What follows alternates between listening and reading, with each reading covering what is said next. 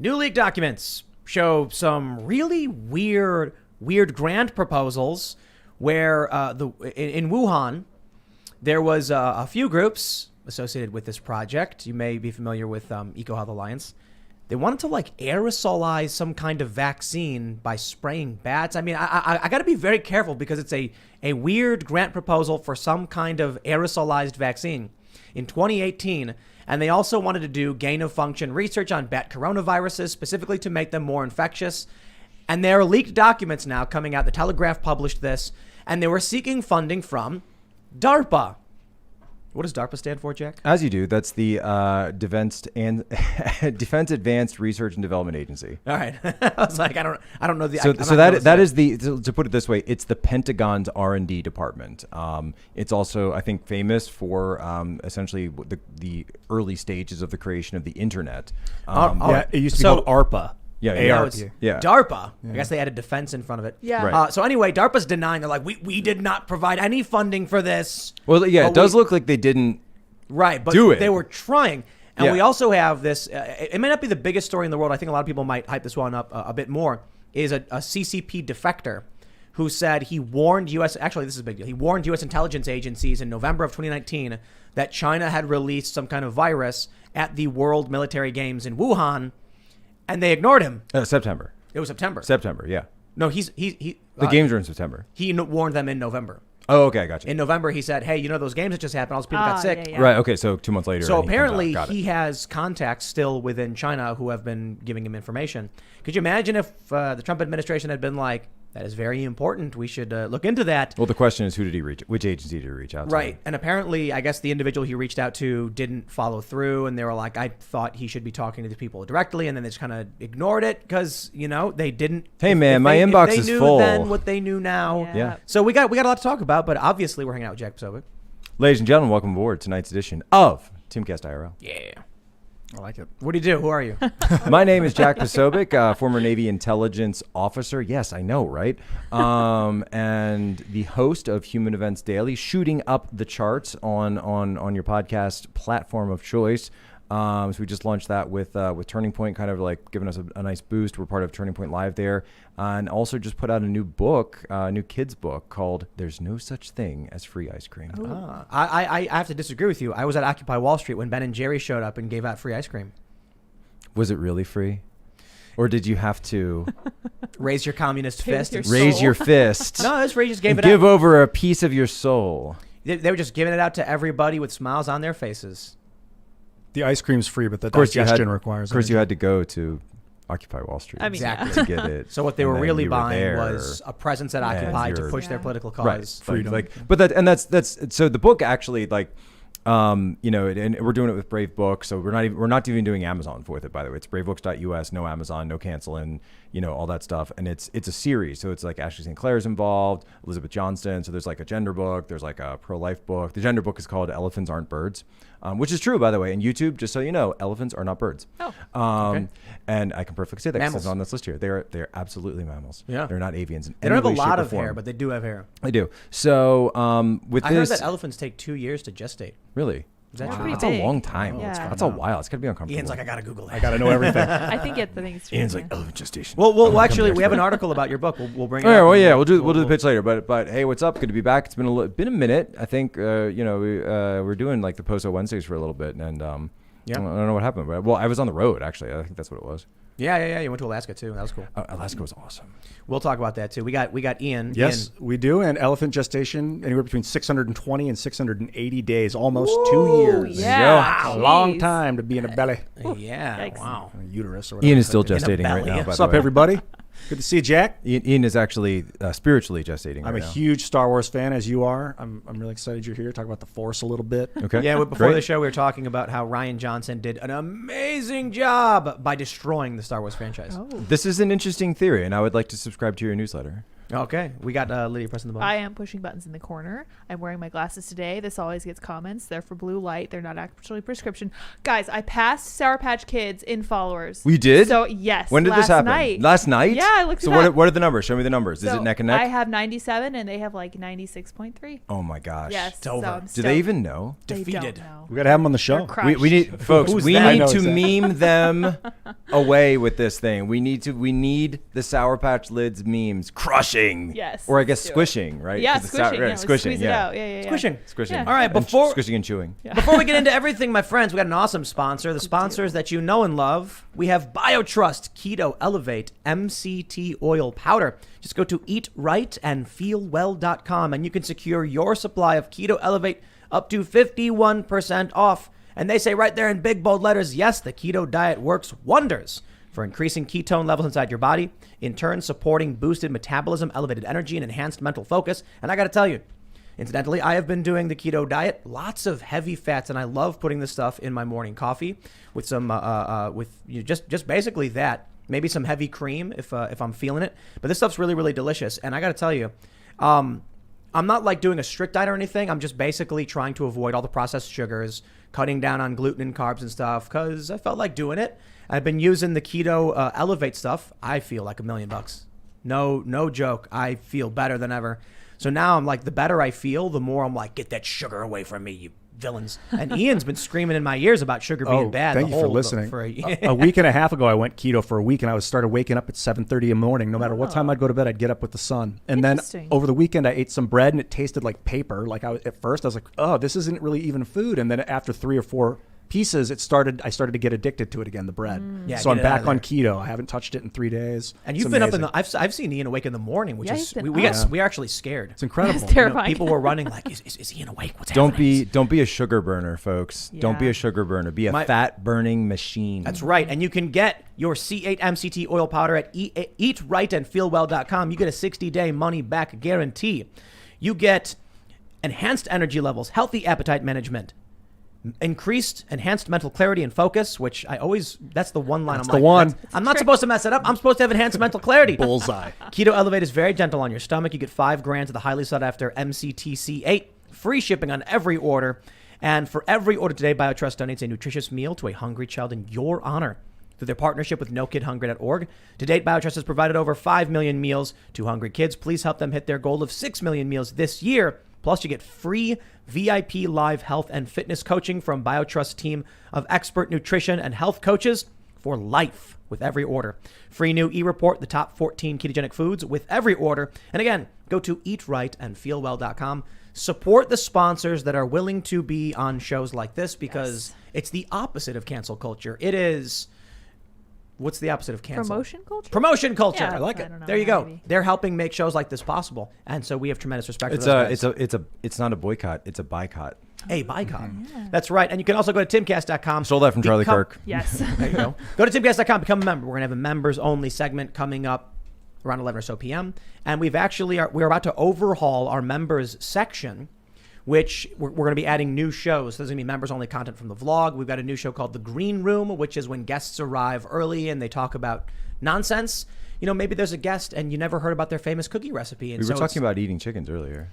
we were talking about eating chickens, and there were some top secret phone calls. See, all that Yeah. stuff's fun. I think and, I don't know that's top secret anymore. not anymore. The Project Veritas. I think that's out actually. But yeah, they did give us kind of a little bit of a tip off because they knew we were going live tonight. That's right. And so we'll midway through the show, we'll pull up the Project Veritas stuff because they got some big revelations, Oh, yeah. some creepy And stuff. I'm gonna take a look right now to see if it just dropped. All right, so Yeah, we'll it did pull just that drop. up in a second. But don't forget to like this video right now. See the little like button? You got to tap it.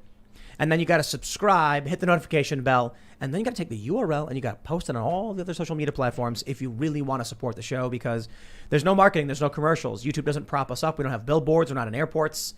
It's just if people like the show, all the growth we've had on the show has all been organic. We've done no paid promotion. We had no financial support from like wealthy individuals or networks. It is all because people actually like this show. That they've helped us by sharing this video. So that would be greatly appreciated. Let's talk about this first story. And this one is one of the creepiest and strangest stories. From Newsweek, DARPA denies funding Wuhan Institute of Virology amid alleged document leak. They say Newsweek cannot confirm the veracity of the Drastic Group or the existence of the Project Diffuse documents described. The group says the documents were provided anonymously. DARPA, the U.S. Advanced Research Projects Agency, has denied funding research at Wuhan, the Wuhan lab, after a group released documents allegedly detailing a coronavirus research proposal. They say Drastic is a group of activists who say they are working towards solving the riddle of the origins of SARS-CoV-2, the virus that is behind COVID. They say they were given documents by an anonymous source which detail something called Project Diffuse. According to what appear to be funding proposal excerpts published by Drastic, Project Diffuse aimed to reduce the threat of bat-borne coronaviruses through research and was headed by Peter Daszak, president of the U.S.-based research organization EcoHealth Alliance. It would have run between 2018 and 2022. Drastic states the research proposal would have involved advanced and dangerous research into bat coronaviruses in cooperation with the Wuhan Institute of Virology and other facilities, and said the research would qualify as gain of function. A process can be used to make viruses more dangerous. However, Drastic to the documents showed that DARPA rejected the diffuse proposal in part because of gain of function concerns. Specifically, they said something about we're not so sure about an aerosolized vaccine. The idea apparently was that they were going to make some kind of airborne aerosol that would take various coronavirus particles they would spray bats with, so the bats would develop some kind of immunity to it. And DARPA was like, that sounds really dangerous to do. I'm with DARPA on this one. Yeah, for once, I'm going to go ahead and say I agree with DARPA. I'm not a big fan of mass Let's not go medication spraying the vaccines into the bat caves. It makes me think of fluoride in the water, like just dumping the medicine into the medium that we Is there that we fluoride in the breathe. water? Really? Yeah, I've heard. Not here. Oh, okay, good. No, we have well water. Better not It be didn't here. used to be, fluoride. but they started adding it, I think. Fluoride in my coffee. Yep, not everybody. No Some fluoride in places don't, but we have well water. So plus Excellent. we have like a 9-stage filter or some ridiculous number. Yeah. So the article basically goes on to say like gain of function is really, really bad and all that stuff.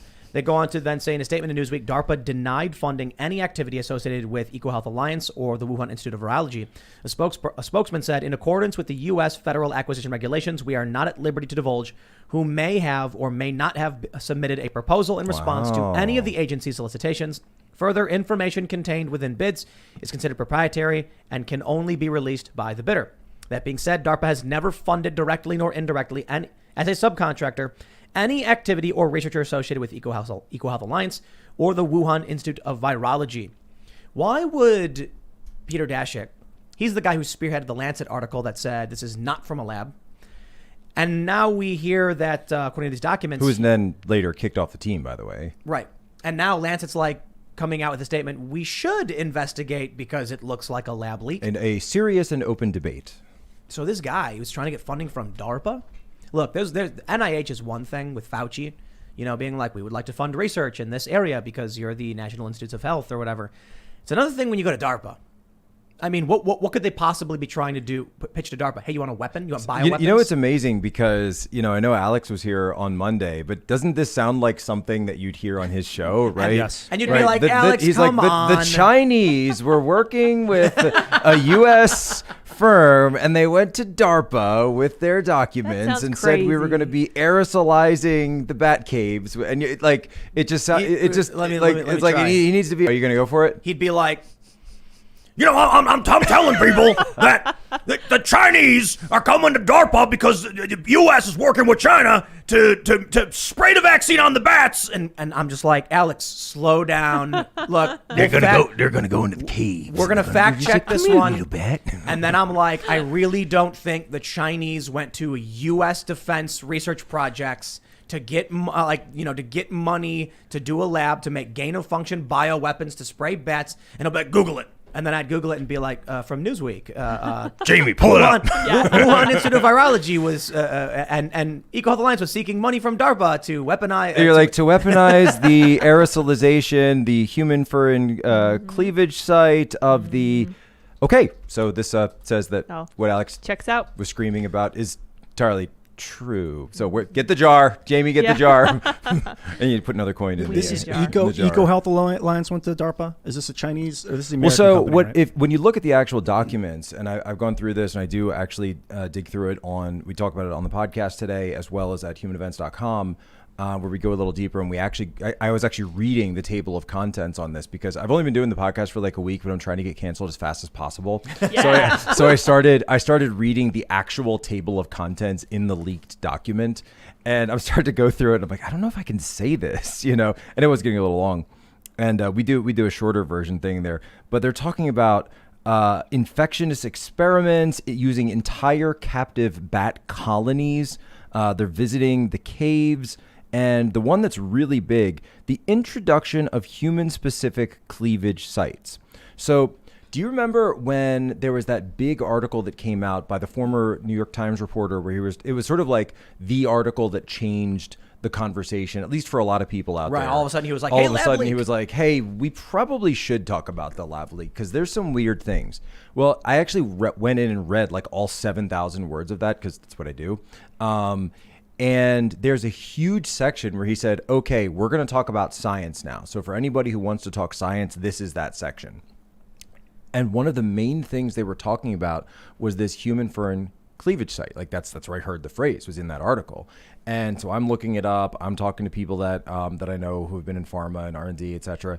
And one of whom I'm sure is listening right now. And the thing that was very interesting to them was they said, we don't know how COVID-19 could have evolved this so specifically because it seems to be the perfect addition to a coronavirus. Because remember, so coronaviruses, there's not one coronavirus. That's a family name. So that's like a genus. That's like a family of a type of virus. Yeah. And so for COVID-19, they're just saying that we haven't seen another coronavirus with this specific feature to it, right? This specific function, to use a word, and and that's where gain of function actually comes from. That it doesn't have this function. Gain function. No one had gained this function before. None of them, at least that they'd found. And so the point of it was this made the spike proteins essentially, because you always heard this early on, spike proteins, ACE2 receptors, spike proteins, ACE2 receptors. So our lungs, human lungs, have these ACE2 receptors. Well, what the Wuhan Institute of Virology was doing was they were humanizing mice. What were they doing with the mice? They were giving them the ACE2 receptors in their lungs. And so trying to engineer the virus. So to see if a chimeric virus could essentially be able to be inserted so they become transgenically more pathologically transmissible, they were enhancing the pathogenicity. I had to practice that one like 3 times in the mirror. That's a good word. For doing that. To work it out. And so it's really interesting that, again, to everybody out there that's kind of following this at once more, and not to like delve too into it, you just see these same terms coming up again and again, both at looking at the science of what is COVID-19, what makes it so unique, what makes it so uniquely transmissible in humans, and then also these grant proposals that all are associated with the Wuhan Institute of Virology. I want to read this from the Telegraph. They say DARPA refused to fund the work, saying, quote, Thank you, DARPA. It is clear that the proposed project led by Peter Daszak could have put local communities at risk, and warned that the team had not properly considered the dangers of enhancing the virus gain-of-function research or releasing a vaccine by air. Wow. So DARPA was the voice of reason here. Yeah. Amazing. DARPA saying, hey guys, robot dogs, let's just we're You ever busy see making Planet of the Apes? Yeah, of course, yeah. So Daszak. The goes original to or the DARPA. Burton? The new one. Oh no, I haven't seen that one yet. Well, the new one's all prequels though, right? Yeah. Yeah. So in the new one, you know what it's about? Yeah, with Caesar and all. Yeah. So he makes a virus. That Apes together enhances- strong. Yeah. He makes a virus that enhances the intelligence and Right, functions right. of the chimps. But then it turns out that virus kills humans. So the humans start dying off for the most part, and the apes are intelligent and building civilization. And I guess that's the prequel. In the future, the humans are all gone, and the apes are all smart or whatever.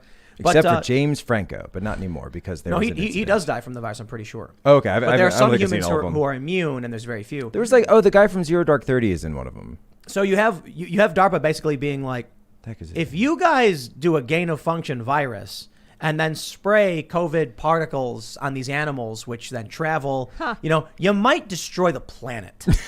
So we don't know, according to these documents, if they were. It doesn't say if they were actually funded. It says they were proposals. So maybe they went to Fauci, and Fauci Right, was and so like, the point that Drastic makes, and Drastic has had a lot of legitimate scoops and research that's come out they have an excellent track record when it comes to this. The point that they make, if you read their summary, is that, we're not trying to pin this on DARPA. We're interested in what type of research and what venues were they looking at, because as DARPA said in that disclosure statement that, hey, this is proprietary stuff. We're not actually allowed to share it because of the rules associated, which makes sense, right? If you're applying for a grant proposal, but if Moderna shares it and, sends me a proposal and I share their grant proposal with J&J because maybe my buddy works at J&J and he said he'd give me some money if I did. Obviously, you can think of the proprietary issues there. But the question is, what avenues of research were they looking into? What was going on?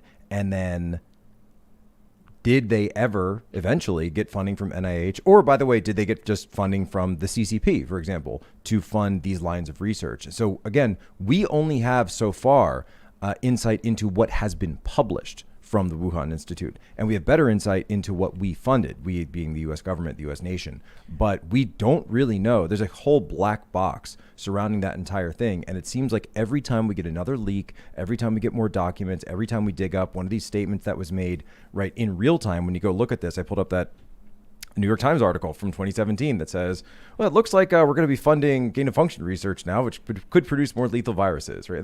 New York Times. I'm done playing games. Look, the Hunter Biden laptop story comes out, and immediately you get people on the right, of course, willing to start digging into it, trying to fact check it, verify a lot of the stuff. And it was almost immediately verified in a bunch of ways. Notably, Tony Bobulinski, who was like a confidant, being like, yeah, these emails are real.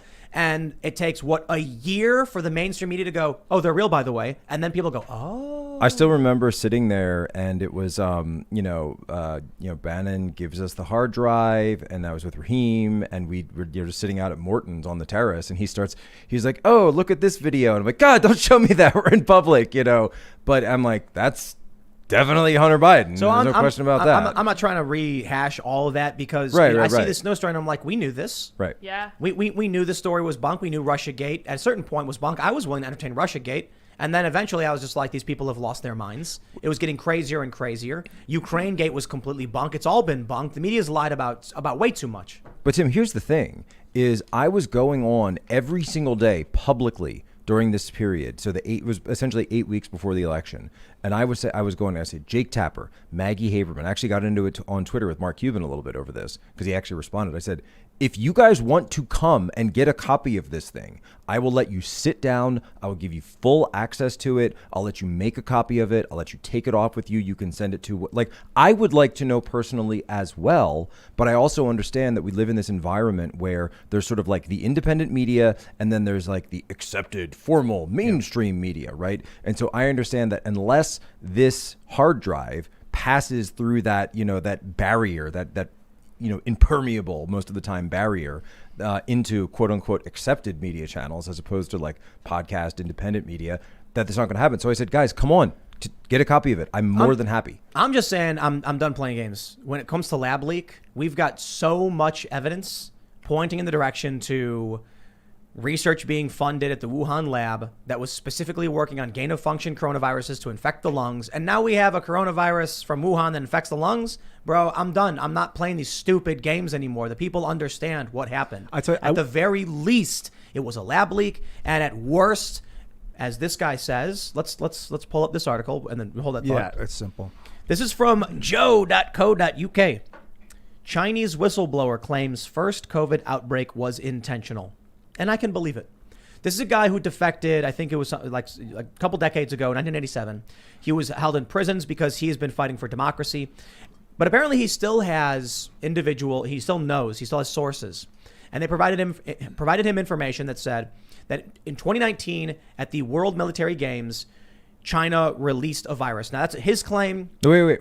Where were the World Military Games in Wuhan. September 2019? They were in Wuhan, China. Wuhan. And there were 9,000 athletes, many of whom were sick with some pneumonia-like disease. I've actually had members of that reach out to me afterwards, or family members, and say, hey, not going to say which family member it was, but someone I was related to was on that trip. They came back, they were sick. Yep. We got sick. We passed that along. We have no idea what that was, and it's been so long now that we can't, really get tested for it, so we're not sure what happened. But a lot of people were saying the symptoms were very COVID-like. So I'll say this. I don't know about intentionally. I think when you look at the lab leak evidence, you would be insane not to conclude this leak from a lab, whether it was, if it was intentionally done, that's something totally different. But we actually have a defector claims that he went in November, in November, he went to U.S. intelligence and said, this thing that just happened, this wasn't an intentional release of a virus. And the funny thing is, we have the benefit of hindsight. We can look back at these past couple of years and be like, why didn't they listen? Well, think about it. The World Military Games happens, and some people got sick. So what? So you got a bunch of athletes who get sick, and then you don't even notice because not that many get sick. And then some guy comes to you and says, people got sick because China intentionally released a virus. They're going to be like, what are you talking about? And like, it was especially, fine. The games went off without a hitch. Especially if they use the phrase, if they say, oh, it's a bioweapon, secret Chinese project, military. It kind of fits that sort of thing where, and saying this for someone who's in the intel community, you get a lot of walk-ins, right? You get a lot of walk-ins. You get people coming all the time with this story, that story. And because of the Iraq WMD scenario, because of that situation, anything that kind of falls into that bucket of NBC, not NBC the company, but nuclear, biological, chemical, there's always is a little bit of hesitancy from people in the community because of that experience to really jump on one of those things. And there's hesitancy from people that, your middle managers, et cetera, to pass that on to the higher ups, the generals or the DASDs, or certainly anyone in the White House, give it to, the president, just because of that situation, because you don't want to be the next Colin Powell, that, et cetera. Were this like? I'm curious. Was COVID more negatively impacting Asian people? Wasn't there something about like people who had some people had more ACE2 receptors based on their heritage? Yeah, I thought it was Asian men. No, I thought Asian men were less likely. Oh, I don't know. I don't remember. Ian, Sorry. you want to Google that? Or That would be something I want to look up. Yeah, because I remember seeing something about less ACE2 receptors based on different parts of the world and stuff like that. So I'd be curious. I could be wrong about this. I don't know. Do you see anything, Ian? No? Is this here from eTurbo News? It says East Asians and men have more than, say, white Europeans and women. Okay, more receptors, which means they're more susceptible to this. That's just according to this. I don't know, but that's unconfirmed. So regardless of the outcome, I think it's interesting. China's accused the U.S. of releasing this, but it was a joint China and U.S. research. There was joint China-U.S. research being done at the Wuhan Institute of Virology. So, right. I mean, I don't know, man. This also says that men have more than women by nature. Probably bigger lungs, right? Bigger lungs, yeah. Yeah, that makes sense. So what do you think? Do you believe this guy? I don't know. I don't know for sure, but I do know just from an analysis standpoint, I could certainly see a scenario where someone, in not necessarily Xi Jinping, but somebody in China says, hey, we have this situation on our hands. It looks like this thing is breaking out. Why should we be the only ones who have to take a hit on this? Right. Why should we be the only ones who have to take the economic hit, the supply chain hit, the monetary hit? They're going through a monetary situation right now with Evergrande. That's breaking out. So why not just let it ride? The intentional thing, I'm not sure there's enough evidence of, but a lab leak? Right, a lab leak, but a lab leak that you don't respond to immediately. Right. Or look at what happened with Fukushima. You think you can cover it up? Yeah. There's like just get rid of it quickly, and don't have to admit anything. But I guess the challenge is they didn't shut down travel to Wuhan. They allowed outbound travel, didn't they? They did.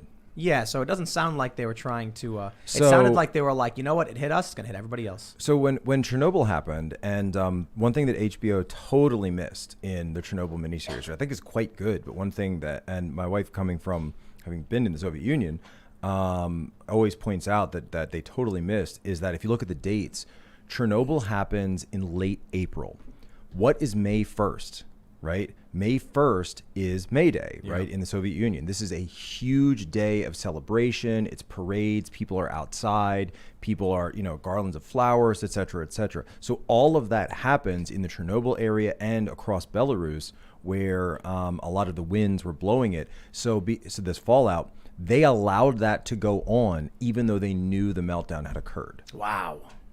Because they didn't want to admit it to the West. Yep. And I think it was only because they detected radiation in Sweden or something. Right. That anyone started to realize what was going on with Chernobyl. Because people in Sweden started getting sick, and people, they started detecting things and said, what's going on? Hey, Russia, or hey, Soviet Union, you have something you would like to tell us? Yeah. Right. And so what's amazing, though, is because we have this situation now where what's the difference between the U.S. relationship with China and the CCP versus the U.S. relationship in the USSR?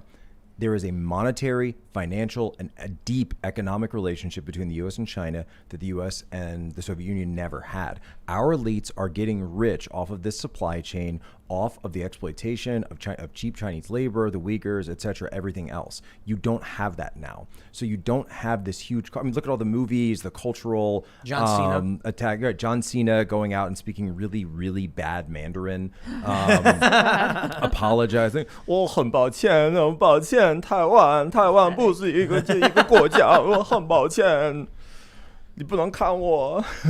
That's his little thing. No one has any idea what you just Yeah, you said. can't. Oh, I'm so sorry, Some people- Taiwan. I'm so sorry, Taiwan's not a country. You can't.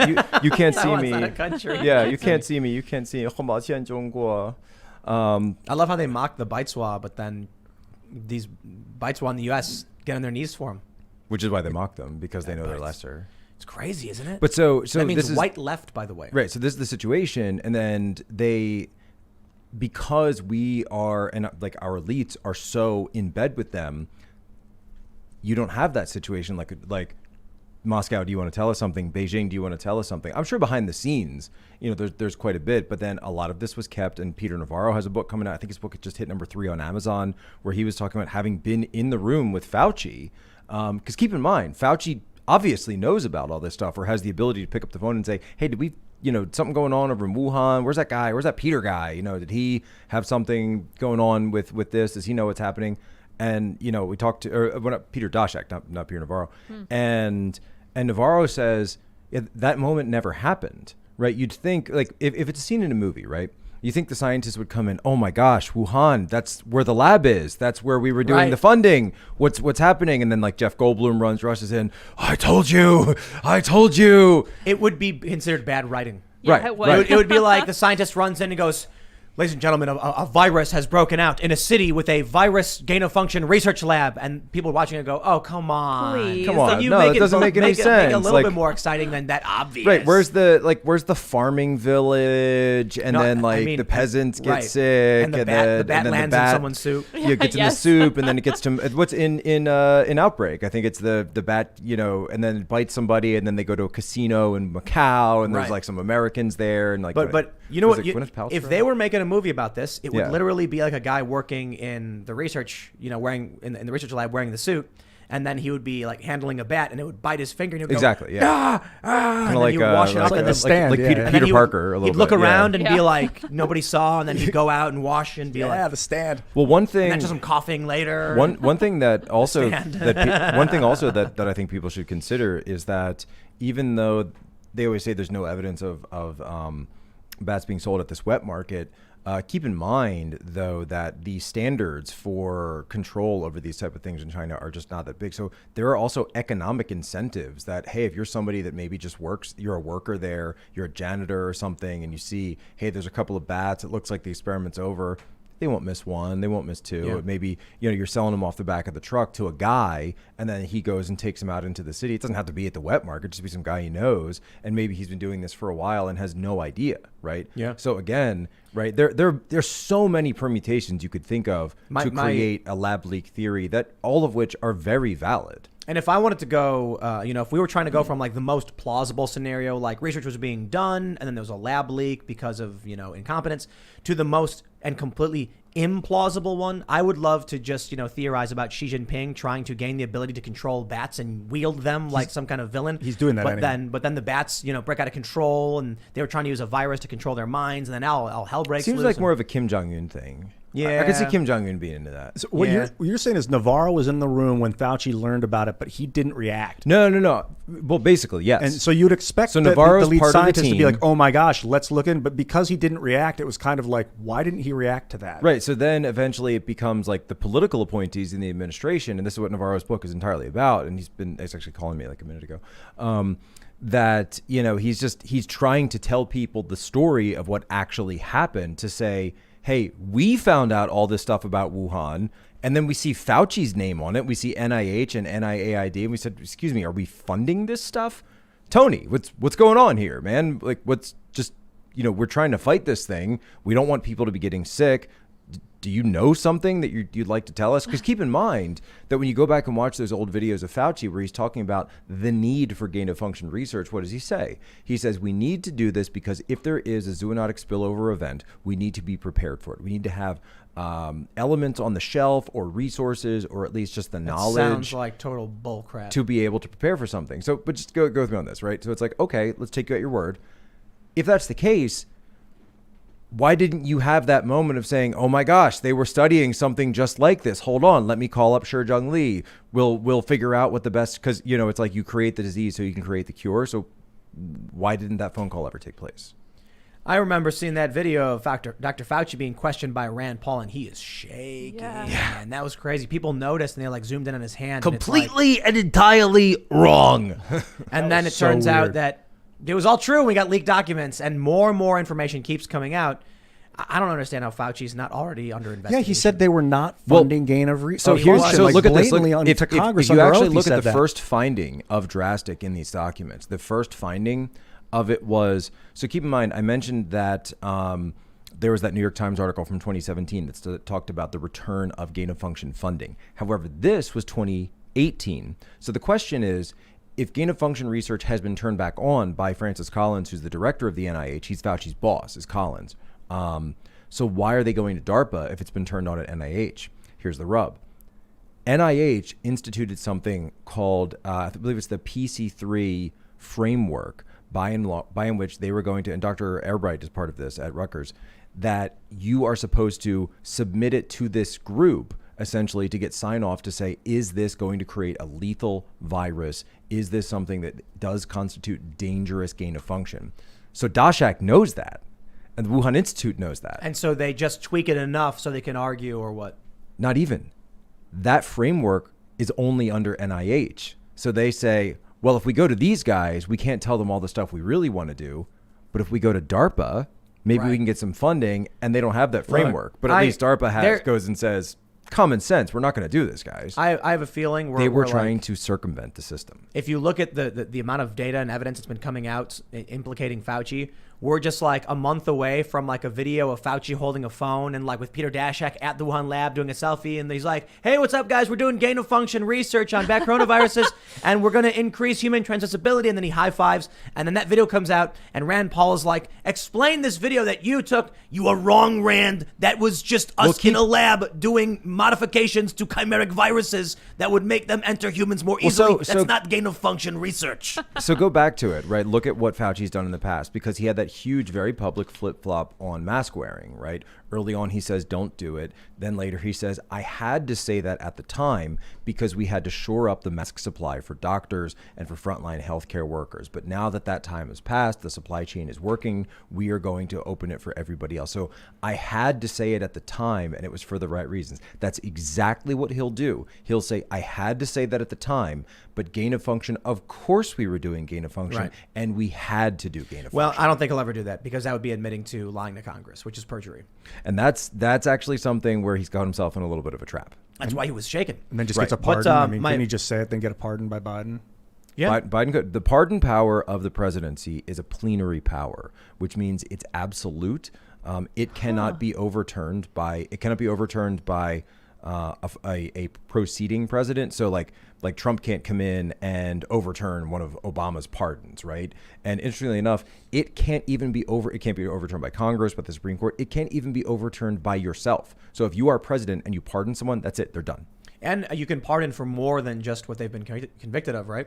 So this is the idea of a blanket pardon, and that's actually never been challenged. So Gerald Ford does this famously for Nixon.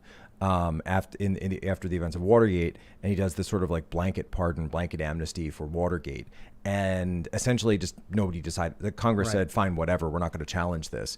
But so that is sort of the leading theory, that you can give someone a blanket pardon, but it's not actually been completely tested. It's just that no one's ever gone down that road. We got to pull up this Project Veritas story. Ladies and gentlemen, Project Veritas. We promised. Yes. Has dropped a crazy story. The latest FDA official.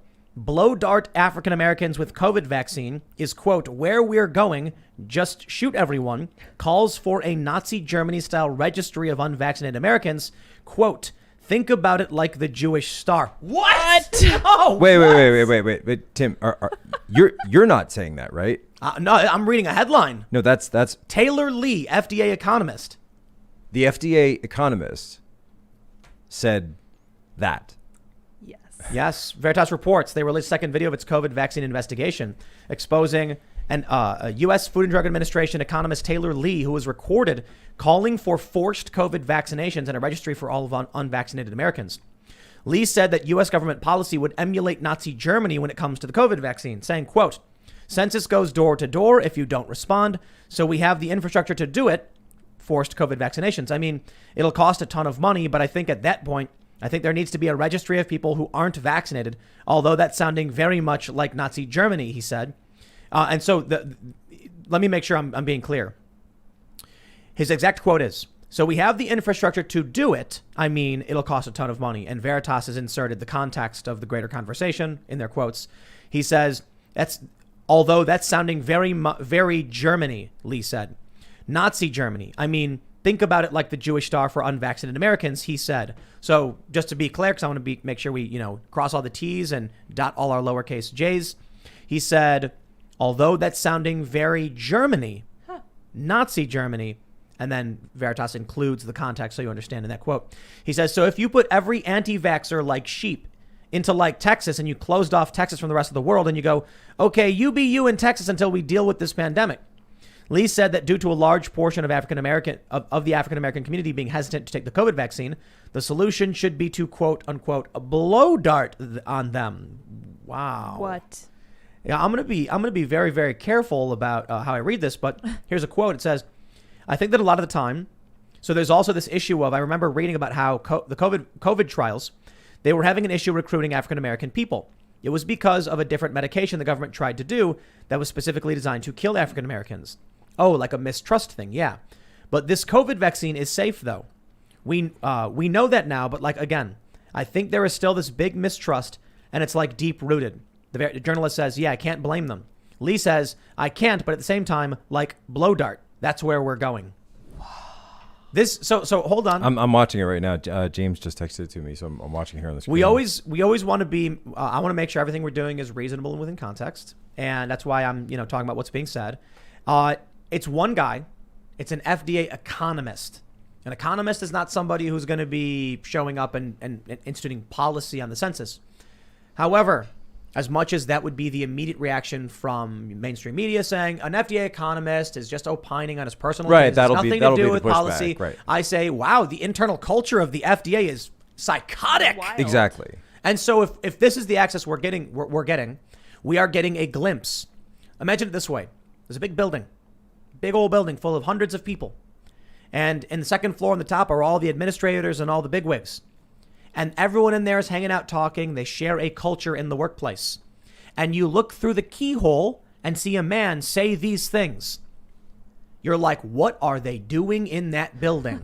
Yes, I understand this guy is not an administrator who's going to go around and set policy. They actually they clink glasses at one point. I'm watching it now. They actually they clink glasses there. Right? I don't. But look, I don't know if it's wine or water or what. But I will say I don't think it's not going to happen. Yeah. There's not going to be door to door. Maybe a registry. Like maybe people who aren't vaccinated will be tracked, because we're at that point now where they're already doing vax mandates in a bunch of the big cities. But I really do think the United States, the Republic, will completely collapse before it gets to that point. Let me ask this question to people out there. Do you want government bureaucrats talking about you like this? Talking like government bureaucrats should never be talking like this about the American people, talking like they are drunk with power, right? Whether it's behind closed doors, whether it's at a restaurant, wherever this is, right? That's the issue here. And our question is, it seems like that's what their attitude is. And he's telling us that's what his attitude is. He's someone that is behind those closed doors. This is obviously a private conversation. And so the question is, and I've gone to this with people who are vaccine hesitant, and it's, you talk to them and it's not like they're there's nothing wrong with them. There's nothing different about them. In fact, they're saying the same things that Joe Biden, Kamala, and a lot of the mainstream media was saying throughout 2020. They say, oh, we're worried. You know, you can go to MSNBC and find Joy these Reid. clips. Joy Reid, Now, here's an interesting thing. all of it. Joy Reid had responded to that saying, Yeah. at the time, I didn't trust the CDC under Donald Trump. Now I'm okay with it. And my response to her is, yes, exactly what you said, but for Trump supporters. That under the Trump CDC, they were okay with it, and now under Biden, they don't trust it. That's the exact same thing you just said.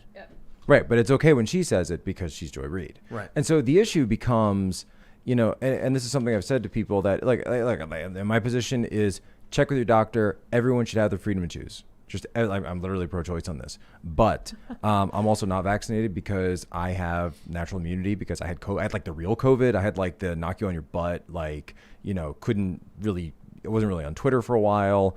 I was just, You feel it in your chest and your lungs? a little bit in my chest. I mean, I woke up the one morning, had shakes, like legitimate shakes, and I was looking at I took my temperature and it was low, it was super low. Wow. And then I just threw on a bunch of like sweat, like 2 layers of sweatpants, 2 layers of sweatshirts, got back under the covers, and then my temperature shot up. Yeah. And it was crazy. And then so that was the first day. That was pretty much the only day I had that level of a temperature, but you know, I just kind of hung out and ate like Vietnamese pho, and you know, It's incredible Yeah, how not a fan of pho. heavy I sweating. love it. I love the pho. Oh, pho's great. Love the pho. I want to make some. Love the pho. You're free to make it, Ian. Oh, it's so good. So good. in Fish sauce. in my castle, we do not ban That's right. pho. It's It was not, it Just was, cilantro. I'll put it this way. I'll put it Democratic this way. Republic Yeah, it comes with the cilantro, dude. Yes. Oh, the cilantro. Right. Yeah. Egg rolls. I'm a good leader, so I am making sure that my share of the cilantro goes out to all. Thank you, of my the lord. workers. Yeah, that's how I am with pepper jack. Let them eat cilantro. I'll make So- it so- forward. I don't know. Yeah, I'm like it wasn't the flu, but it was like not fun. I wouldn't want to do it again. So I have natural immunity. We've had a bunch of people on who, and this is really amazing because like even Alex mentioned how like COVID was scary. Like you wake up one day and all of a sudden you're out of breath constantly and you can't breathe. I was fatigued more than anything else. I was honestly, that's what it was. It was just tired all the time. I had a realization. I tweeted this. I'm looking at what's going on in Australia, where you've got the guys just pepper balling. It's fascism. That's I think that's the word overt. for it. Biofascism. And Yes. I realized something though. I'm rich. I don't gotta follow the rules. I saw the Met Gala and the Emmys. Oh, what do I cool. gotta worry about? Aha! Huzzah! Yeah. They're good. We're good. Yeah, it's all those people that So are if you're in favor if of you're it, in a I get certain to- income bracket, then the rules don't apply to you Yes. anymore. Oh, yeah. Is that how it works? Absolutely. Oh, Yeah. I get it. I've got to, you know, Tanya Ward So- does our accounting off the tail for her. Yeah. So I was watching, and I'm like, these people, they're being attacked. This is horrifying. And I went, wait a minute. And then I looked over at a picture of AOC, and I was like, I'm rich. I don't got to worry about any You of don't this. have to worry so about all I got to it. do is make sure I show my bank account to Biden, obviously. Right, of course. And then they give you your official, you're rich, and you get out of it. So this is the reason I made this. I'm making a joke, obviously, is that the people who are advocating for these policies where they will be beaten by police and pepper sprayed on the ground are not rich people. The people like AOC, the political elites, and the ultra wealthy are going to these events. They are not being bothered with, but the peasants carry her dress for her while they wear a mask. Just the peasants, and I actually love that. I think it's Vogue. They did that like mini doc, and you can see the peasants they're carrying the dress and they're all masked. Right. And it reminds me of, and it pains me to say this, but actually I think when you talk about all the dystopias out there, which one are we closest to? And I think it actually is Suzanne Collins. Yeah, I'm afraid. The Hunger Games. Right. So in Hunger Games, remember all the servants so the capital is the elites and everyone else is out in the districts. Right. And then they send your kids to go off and die in Afghanistan. Excuse me. I mean, in the Hunger Games. Right. And and you watch it on TV and people can root for various sides. And the elites say, oh, more of that, please. Yes. And they have all their crazy hairdos and crazy dresses. But they call them the AVOXs in Hunger Games, and they all have their tongues cut out. The servants. The servants. Wow. And when I was looking at the forgot mask, about so that. AVOX, no voice. Yeah. Right. And so when I was looking at all the servants surrounding AOC with the masks on, I just thought, man, They can't speak. they can't speak. Yeah. Oh my gosh. Suzanne Collins, I gotta say, she nailed Yeah, it. but I got to be honest. It's I think it's a brave new Fahrenheit 1984 for Vendetta. Exactly. So Luke Rudkowski has that shirt. Has that where shirt? it's- Yeah, I've seen and it. it's like, you are here, but I'm Yeah, like, you are I here. think he's missing one. I think he's only got 3. Because you think about it, it's like you got 1984, you got Big Brother, censorship, spying, surveillance. You got Brave New World, video games, Instagram, this dopamine, antidepressants. You got Fahrenheit 451, where they're banning all of this different stuff, which is still very similar to 1984. But in Fahrenheit 451, it was people demanding the censorship because they were offended by everything. And then you got V for Vendetta. You know what V for Vendetta was? In the movie, at least? The virus happened. So Right, the the virus, government yeah. locked everybody down What was in the a name? quarantine zone. What was the name St. of the Mary's party? virus. Yeah. Oh, the party. What was the party's name? I can't think of it. Do they have a name? I'm not sure they did. None of us. Or Yeah, like they the new said party government, or the members. new government had a name or Yeah. something. I forgot exactly. But it what was the St. Mary's virus, I think That's it was right. called. Yeah. Yunmi Park was saying North Korea is the Hunger Games right now. The city, Seoul, is it Seoul? Is the capital of North Korea? No, Pyongyang. Seoul is South Korea. Pyongyang is like the Yeah. capital, Right. and everyone else is like Well, Pyongyang is the eating only human city in corpses. I mean, China. it's like Or, North horrific. Korea. No electricity, Right. Yeah. just mass. Yeah. So North Korea. and people get brought to the capital. They North get Korea brought to experienced Pyongyang. an extreme famine in the 1990s. And so now what's going on generationally is the famine generation in North Korea is attaining adulthood. So they are coming up, and because they are so stunted that their children are having issues as well. But you also had a population drop at that time because of the starvation. And so now that's leading to a second famine underneath all of this, as well as just the insane policies of that country. They're going to collapse. I was when I saw the Met Gala and the Emmys, I'm like, these are literally Hunger Games villains. It's crazy. This is the capital.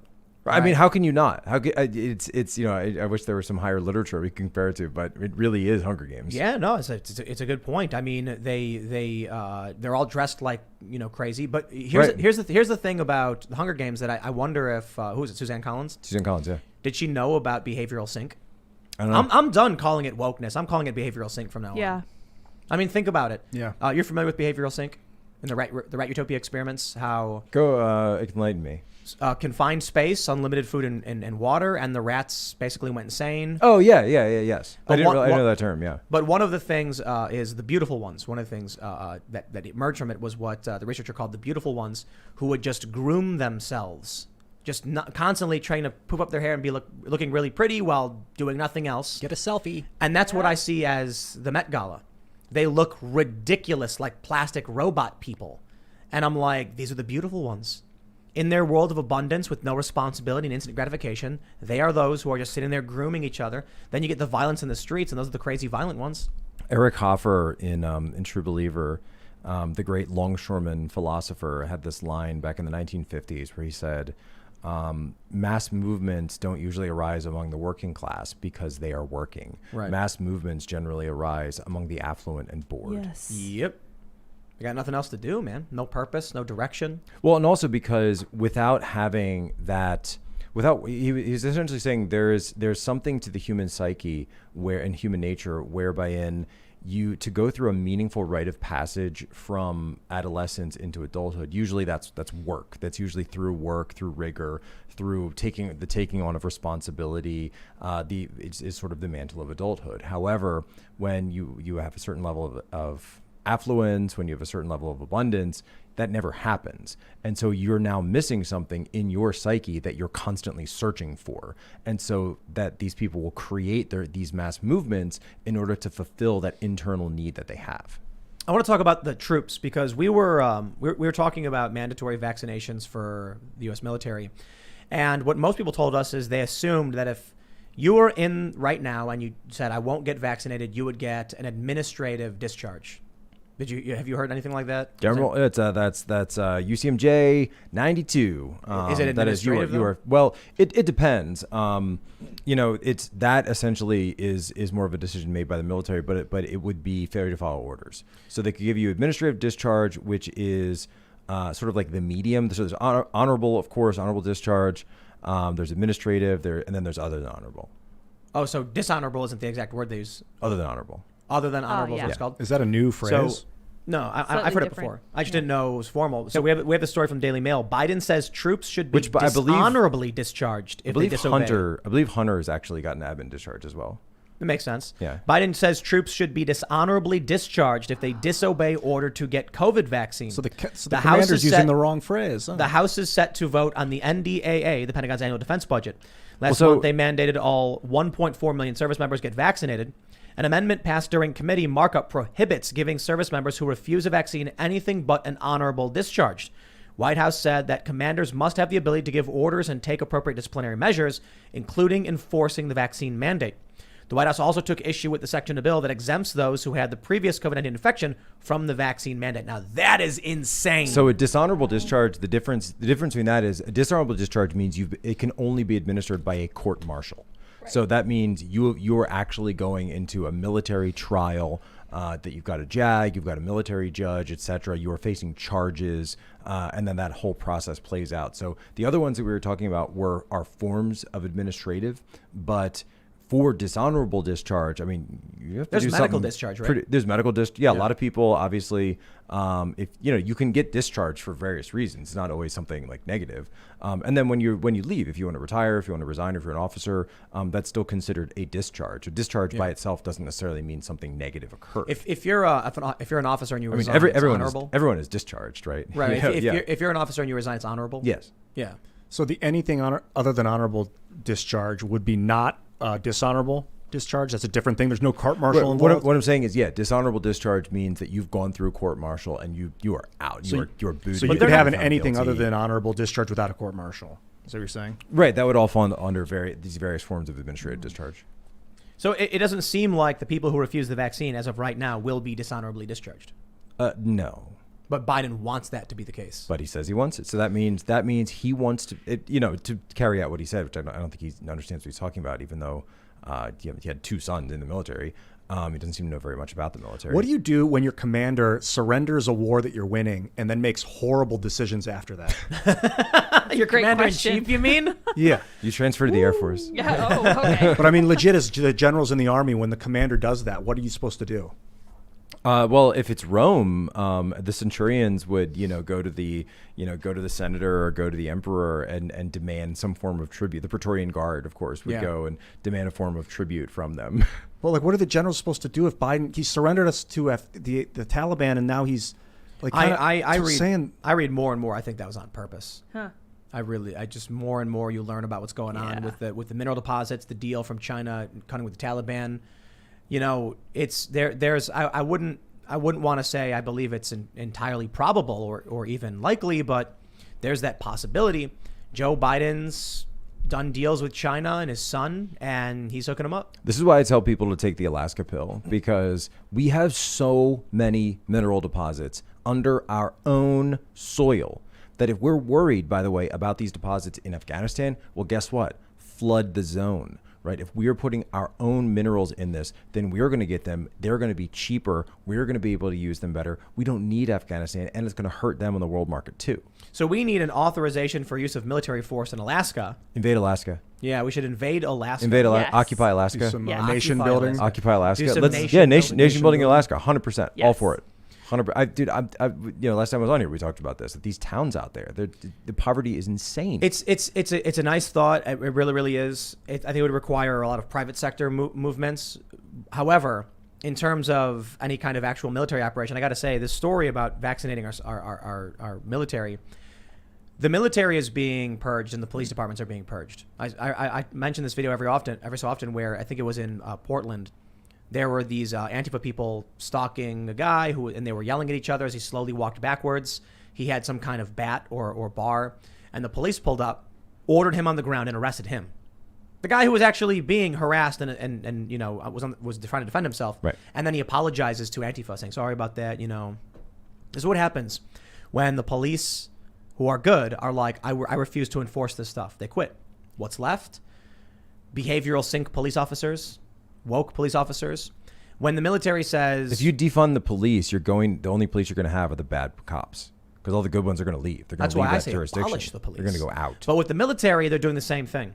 Tucker Carlson said they're coming after, what did he say? Something like Christian conservatives. So go back to January. I was reporting this early on, even before I was at Human Events, and I said this started with the pre-screening of the National Guard troops that were going to be occupying the U.S. Capitol prior to January 6th. They were out there with the razor wire, the fencing that I had to drive past every single day. I couldn't even park my car when I was going to the studio at One American News because these soldiers were out, and they were asking me for my identification.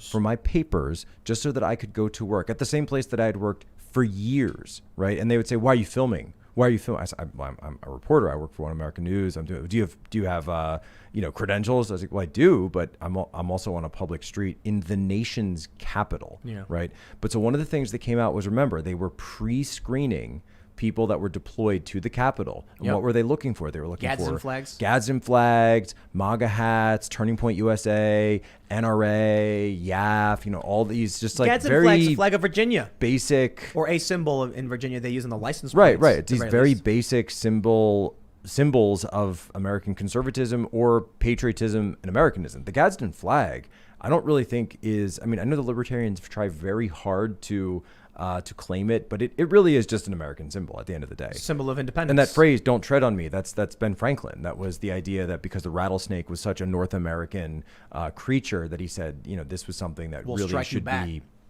It's not a fight that we should use because it's ours and the British don't have it. And so you get all these conservatives who are very confident that they would win against the left in any kind of civil conflict. One of the original memes of America, if you will. Except it's not true. Because if it ever comes down to any kind of real kinetic warfare, the entire military and the police departments will be wokeified by then. And there are a lot of people who are like, I would never follow those orders. Yeah, that's right. And they court-martial you or throw you out. And then the remaining woke lemming NPC soldiers would do whatever they're told, like they did in D.C. Well, and remember, they're not going to be told that, oh, hey, these are just regular American citizens. They're going to be told these are extremists, these are crazy, far right, anti-vax, conspiracy nut jobs who believe that they want to overthrow the country. They are planning an insurrection, and you need to go in and infiltrate this group with, and get them to commit crimes so that we can bring them up on charges, and you get to egg them on, and then we're going to arrest them all, and you are saving the country by doing this. You see that event in D.C. where it was for the J6 defendants, but everybody was a Fed? Right. It was the funniest thing. And Ford Fisher got the footage. Right, so a Fed actually was there and got arrested. The funny thing is, it's like, when you have a large crowd of thousands of people, and there's like 7 Feds there, you won't notice.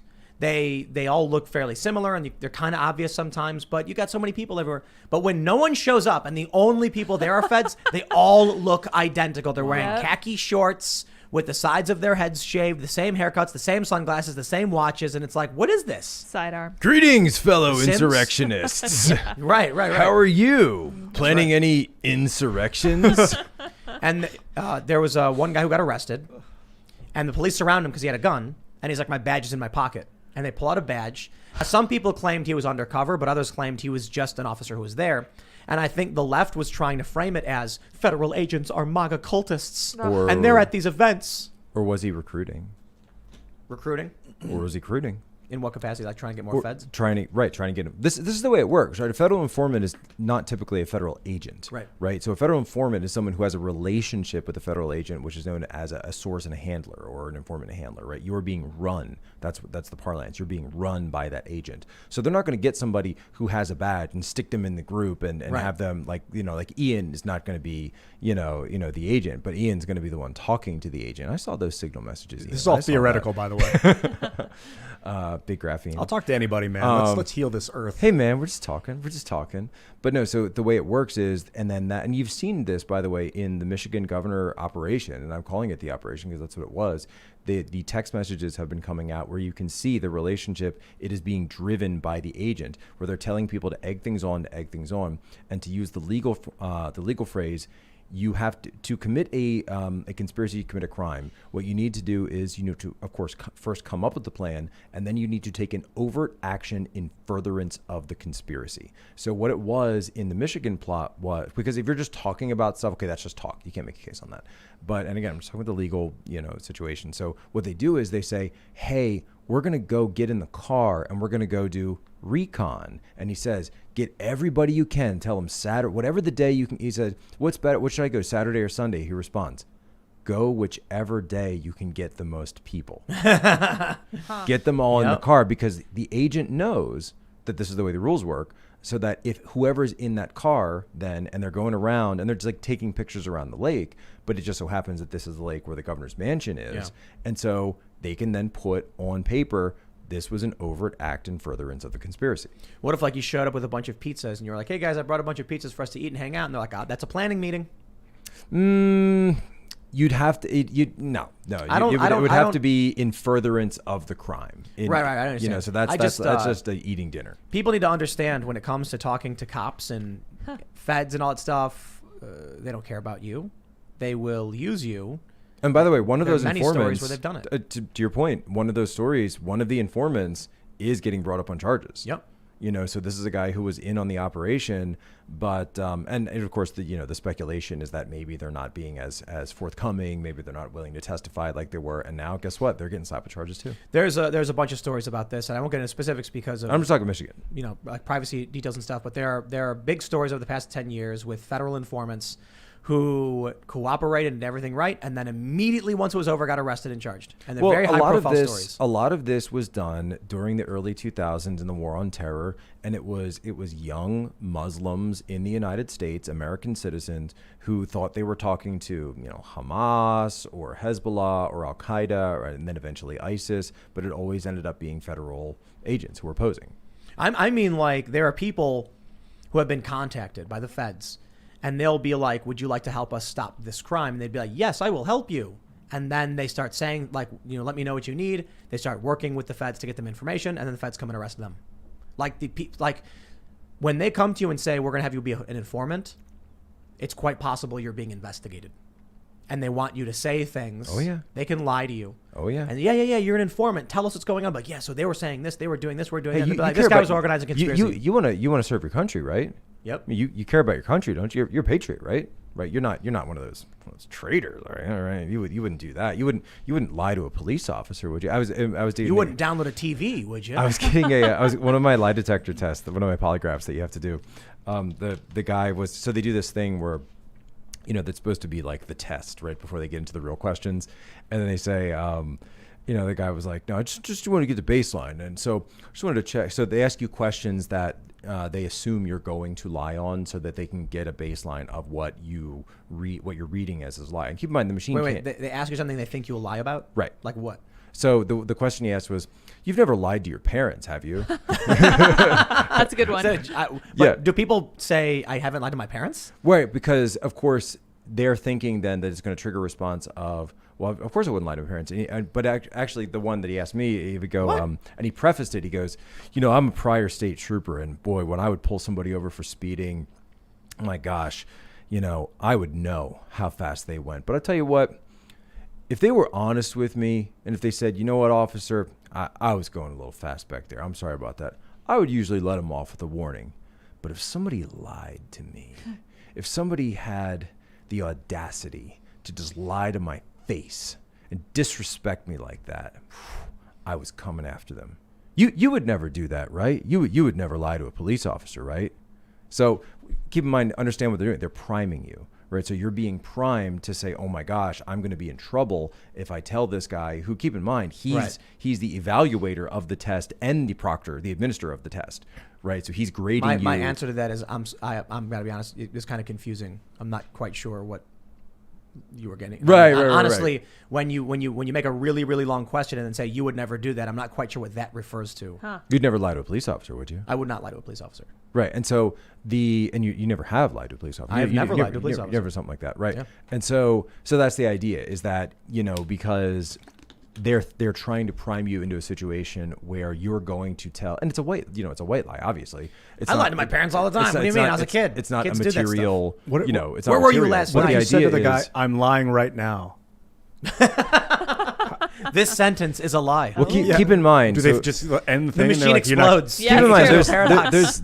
there's machines can, like, the essential question is that, a machine can't tell if you're lying, right? Like, we don't have machines I don't think we'll ever have machines that could do that. What does it do? It measures your heart rate. It measures your respiration. There's little clips that measure your sweat. We have one across your chest. You have one kind of across your lap. You have one that you're like sitting on a pad. So they're measuring various your physiological signs, but he can't tell if you're lying. Yeah, they're just like they're trying to see all these different stressors light up. Right. So they're trying to get a reaction out of you. And I mean, they're inadmissible. The lie detectors to me, which is why they're inadmissible, Right, because right. they're Right. fake. right, they're completely fake. It is not real. Like, But I had a buddy who was doing that. It was called PCAS, was one of the systems, and he was doing it overseas for some third country nationals that were coming on base, and so he was that would work as like third country national workers, and so he was doing PCAS on them, and one thing he said was, we are evaluated not necessarily by the amount of people that we conduct, but we're actually evaluated by the amount of elicitations that come out of this. Because essentially what you're doing is, for most people, for your general normie out there, you're putting them into this high stress environment. You're telling them that I will know if you are lying. So you better come clean. You better tell me. So then they start to ask a question, and they say, have you ever taken home government documents? Have you ever taken home government resources?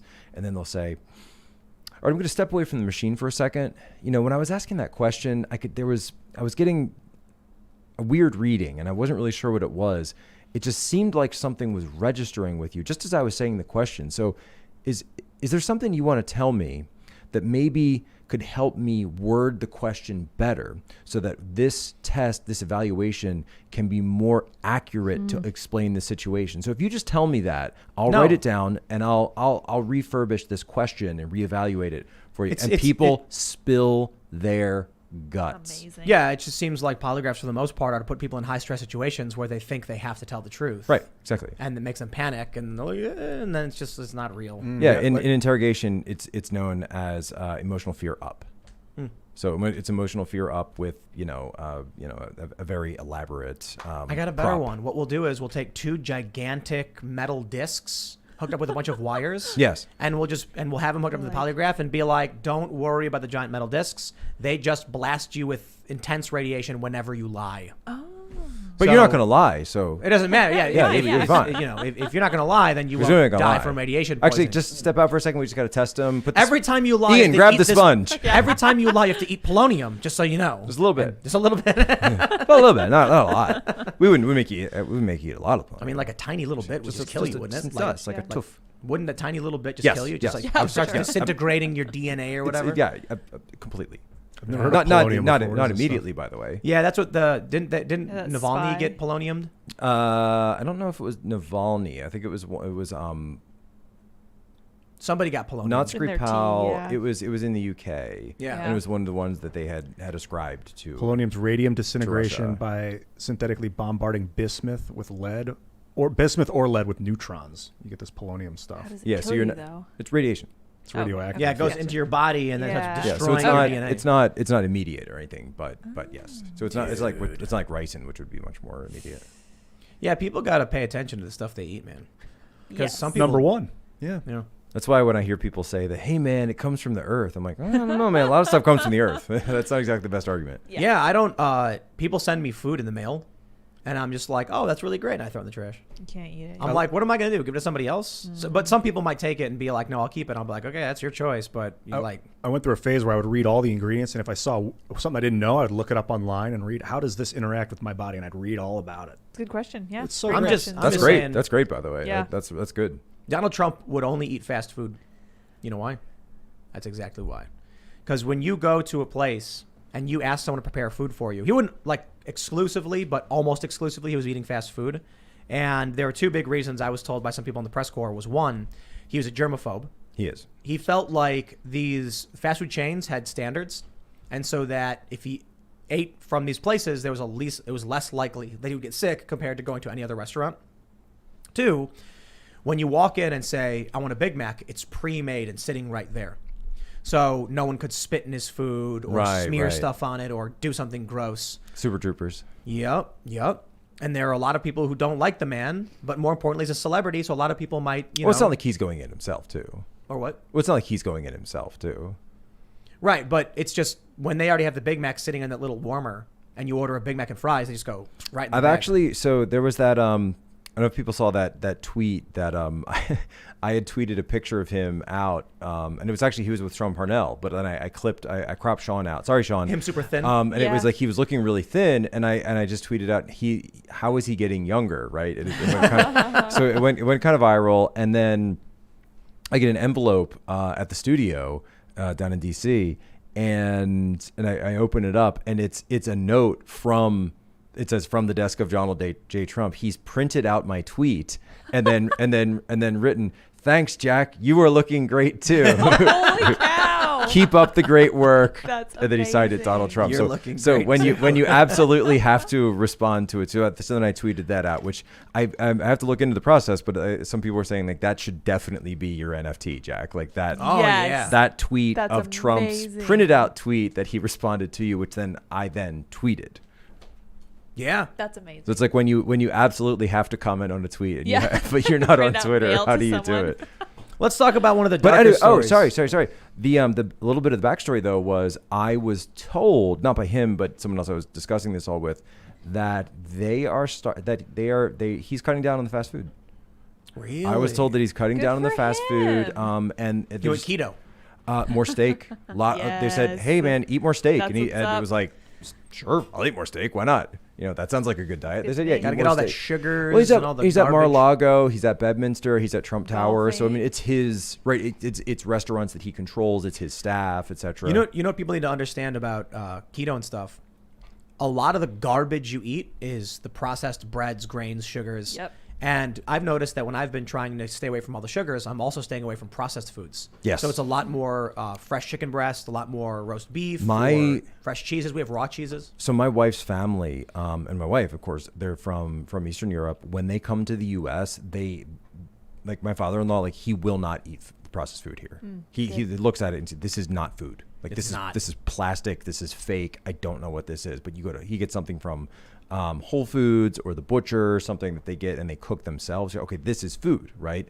But when it comes to the processed stuff, like I've seen him just, we'll have some chicken nuggets for like the kids or something, and hey, do you want one? No, like just emphatically. I no. just had a feeling that grain-fed beef maybe isn't as keto as grass, because grain is, if it's eating grain its whole life, then maybe it's got some Yeah, I some do stuff in it grass-fed. that's not. Yeah. Well, you do have to watch for. I was actually tweeting about this earlier today. Like, if you're eating beef, you have to make sure you're not eating double plus good beef. Jeez, what's that? Because there are at some of these factory farms, depending on what they feed. That's why you want free range grass fed, because they are feeding these cows Corn? corn and Right. stuff with all this estrogen and putting all sorts of additives in to make it bigger, to make it juicier, to make it last longer. But guess what? It's also not healthy. That's right. They feed salmon. Farm salmon is fed corn.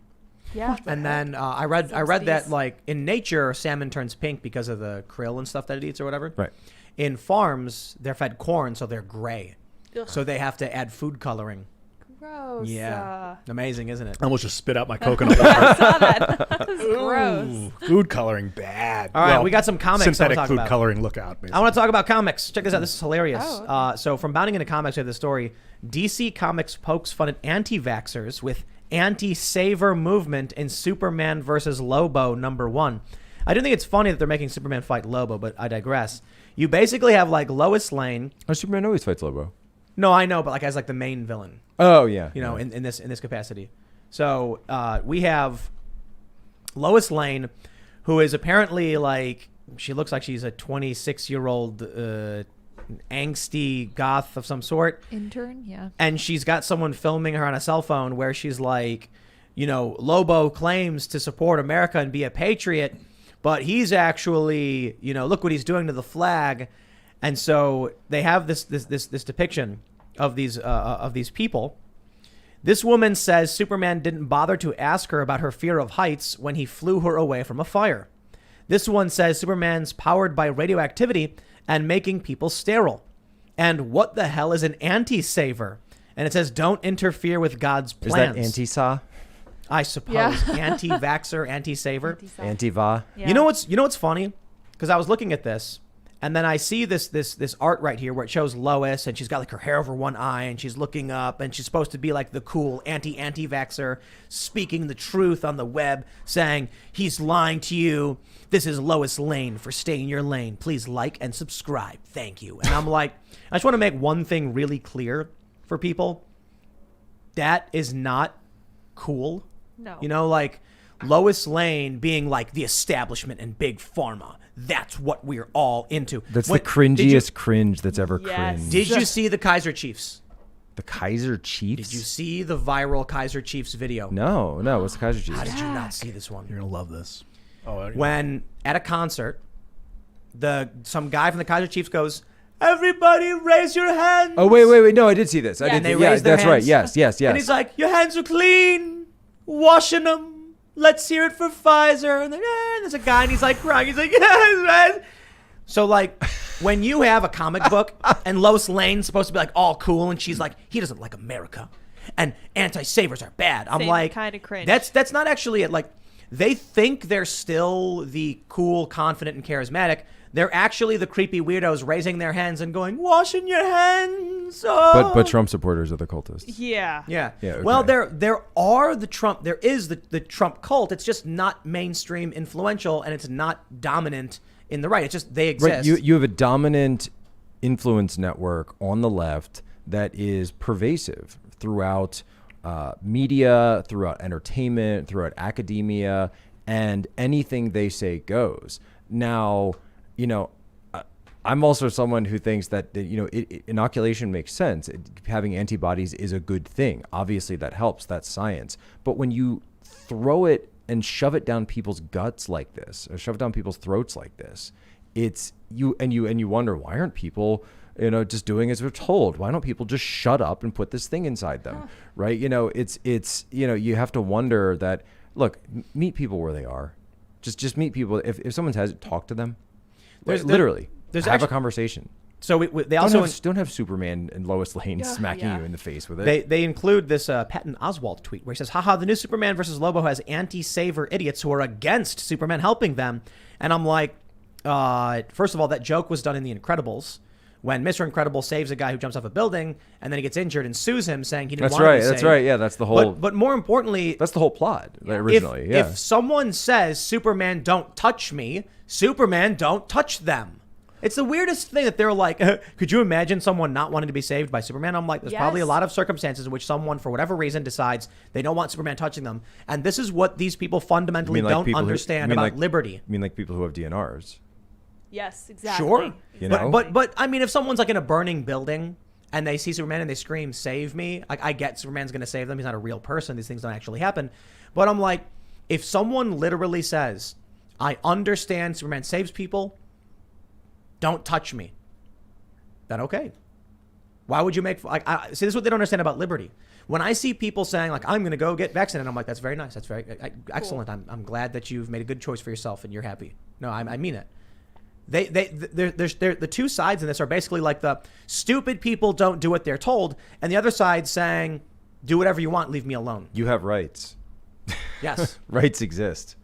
Rights are real. We believe in them. I look at this and I'm kind of like, dude, it's really weird that they've become the pure flicks. They've become like the, you know, This is Bible why, man. by the way, the stuff that like Iconic Comics and Comicsgate and some of the Ethan Van Sciver of these guys, that's why so much of that is taking off. Right. Some of these guys have posted their revenue just over the past 5 years, and the numbers it's millions and millions of dollars because the fans are checking out. Well, of this look. stuff. Imagine, just tell good stories. Imagine over 70, 80 years, 90 years, 100 years even, you have created this formula for entertainment, this system of entertainment, comic books and movies, and we've figured out what works. And we're like, these are fun stories. These are good ideas. We want to evolve them. We want to adapt them. We want to come up with new, unique ideas. We want to inspire people. And then all of a sudden, one day, the biggest industry says, we're going to pivot away from the stuff that people like Yes. into stuff they don't like. Perfect. And then all of a sudden, the entire multi-billion-dollar industry opens up, and there stand some regular folks who are like, I would like to make comics for this gigantic multi-billion-dollar empty space. So it's no surprise And they're also, making tons of money. By the way, one thing we should probably mention: Who's the target audience for comic books? Young dudes. Is it adults? Is Nope. it people over the age of 18? I don't think so. It's 13, 14, yeah. That's when I was reading them. Adolescents. Teenagers. That's what I got I give into. my It's 3-year-old. indoctrination. That's what they're doing. I give my 3-year-old comic books. He doesn't quite understand all the plots, but you can see the characters. He loves them. Yeah. They're trying to alter the mediums that kids read and to make them think these things are cool and stuff. That's why I think this image of Lois Lane was the funniest thing to me, because the people right now who are yelling clean hands, washing them, like, they are the uncritical thinking individuals. They are the NPCs. They are not viewed as active contributors and cool. I mean, certainly there are some people who view them as cool, I suppose, because they just see them on YouTube, but they're not edgy.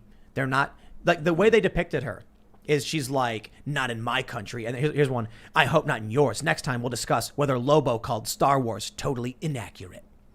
What does that even mean? What? What does it mean that Star Wars is totally inaccurate? No, quite literally, as like a Star Wars fan, what does that mean? Well, I mean, it wouldn't make sense because Star Wars happened in a galaxy far, far away and a long time ago. So how would Lobo even know about that? But what is inaccurate? Well, I'm saying, like, in their universe, he saw Star Wars and said it was inaccurate. What does that mean? It's a fantasy movie. That's a the terrible people writing. who are making this have no idea what criticism or culture has anything to do with. So there's, somebody was talking about this, and we just lost the greatest one to ever do it, Norm Macdonald, and people were talking about comedy and how comedy has changed over the years. And I don't think it was Norm, but it was in an article that someone was talking about. I think it was Patrice O'Neill was saying that comedy changed when people stopped being allowed to be offensive. And so a good comedy is half the room laughing and the other half horrified. And when you can't step on cultural taboos anymore, then you're not seeking laughter, you're seeking applause. You know what it is, man? And that's what this is. They are seeking time- applause. Clapter. It is time to stop acting like we are one country. It's the stupidest thing when I see tweets from people and they're like, I can't believe it took the mainstream media this long to verify the Hunter Biden emails. And I'm I like, keep seeing those too. and I'm like, I just laugh. do you tweet out when, like, a country, Tajikistan, finally publishes documents on, like, a new scientific research that America's been working on for the past decade? Are you like, wow, Tajikistan finally figured out how to do antimatter generation, which is huge. We're seeing this. No, we don't care what they think. We as Americans know how antimatter, how to create it, how to contain it. It's very, very difficult. It's very, very, very, very, very expensive. But boy, can you make powerful weapons. We're not sitting here every day being like, wow, finally, Kazakhstan's publishing, scientific articles, and we don't do that. So when a news story breaks and we all verify it and we know it's real, and then 9 months to a year later, some foreign country, the blue Statesistan, are like, we finally figured it out. We're like, yeah, that's nice. It has nothing to do with us. It doesn't affect us in any way. It's almost it's almost like the right should start doing culture, like, I don't know, like maybe like a children's book series that that caters to traditional American values. I'm just saying. Spitball. Yes. That'd be cool. Perhaps like a children's book from Mr. Jack Posobiec. Kind of, it Maybe just so so. happens that, for once, I'm not doing the My So Pillow this is- promo for promo code change. Poso, 6% off, up to you. Yes. But Culture is very, very important. We must build it up. Let's jump over to this article. This is funny. I was scrolling, bounding into comics, and I saw a picture of your face. Yeah. And I was like, oh, that's funny. He's sitting right in front of me. Jack Posobiec announces new children's book to fight back against teachers in Hollywood pushing communism. Comic book creator and senior editor at Human Events, Jack Posobiec, recently announced a brand new children's book, The Island of Free Ice Cream. yes, That's amazing. Yes, sir. So this sounds like a very complex and in-depth universe you've created here about the Island of Free Ice Cream. Tell me, Jack. Tell me about the Island of Free Ice Cream. So we're doing this. It's part of the Brave Book series. You go to bravebooks.us. We're not doing Amazon. No cancellations. No money in Jeff Bezos' pocket to fly over us in his Blue Origin rocket and laugh down at the pores with our masks on while he wears his dress. So you go to bravebooks.us. It's actually a series of a shared universe that we're doing. I mentioned before, Ashley St. Clair is doing one. The Hodge twins are doing one coming out. We have like a pro-life one that's coming out. We have some other really big names that I can't talk about yet, but they're coming to be announced pretty soon here. I think October, we're going to have a really big one dropping. So the first is like a 12-issue series, and they're all sort of this interlocking universe, part of this big country called, I think it's called Freedom. It's not called Freedomistan, of course. And that's actually called Freedom Island. And so we're planning for Freedomistan. Well, we've got Free Island, so we'll go to war eventually. No doubt. And so they're in this town of Rushington, and they have this market, and in the marketplace, all the animals shop, and they go out, and there's a market, and part of it sells ice cream.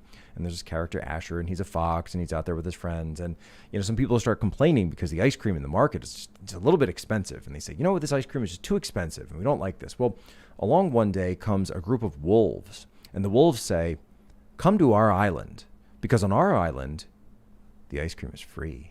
Ooh. So if you just come, just follow us. We'll put you on the ferry, put you on the boat, and you come to our island, and we have free ice cream as much as you want. You can eat to your heart's desire." Of course, the only trick is that when you get to their island, you actually see this on the cover, that their island has this beautiful sign on it, but the island is surrounded by a giant like Berlin Wall covered in graffiti, and the wolves are actually running it like a huge prison camp, and their version of ice cream is essentially like gruel, and it is perfectly free. Also, you're not allowed to leave the island of free ice cream, I do have a correction the wolves are there. for you. What do you got? He's hang gliding, not being ferried in. No, this comes up later actually in the story. You've got to read the So book. he breaks into East Germany. That's actually how he escapes. Oh, okay. That's actually how he leaving. escapes. Yeah. So it's sort of like a cross between East Germany, Cuba, like the island, Cuba, and so that's actually how he escapes. And there's a catapult involved. It's pretty fun. Very cool. And so it just teaches people, the idea is no such thing as free ice cream. If something seems too good to be true, it probably is. But it's a cool story, right? And there's characters and there's action. And the idea is, hey, we were complaining about this expensive ice cream, but then the guy said the ice cream was free, but it turned out to be, much worse. Then, of course, the main character goes back and says, no, you have to stop listening to the wolves. Don't trust them. You can't believe them. And they're like, why? They have free ice cream. Why wouldn't we listen to the wolves? They have free ice cream, wolves. They're really good. You hate ice cream. You're just an anti-wolfite, Is that what they say? No, but they should actually. If we do a revision, we'll have to. Trent, get on that. Trent's the publisher.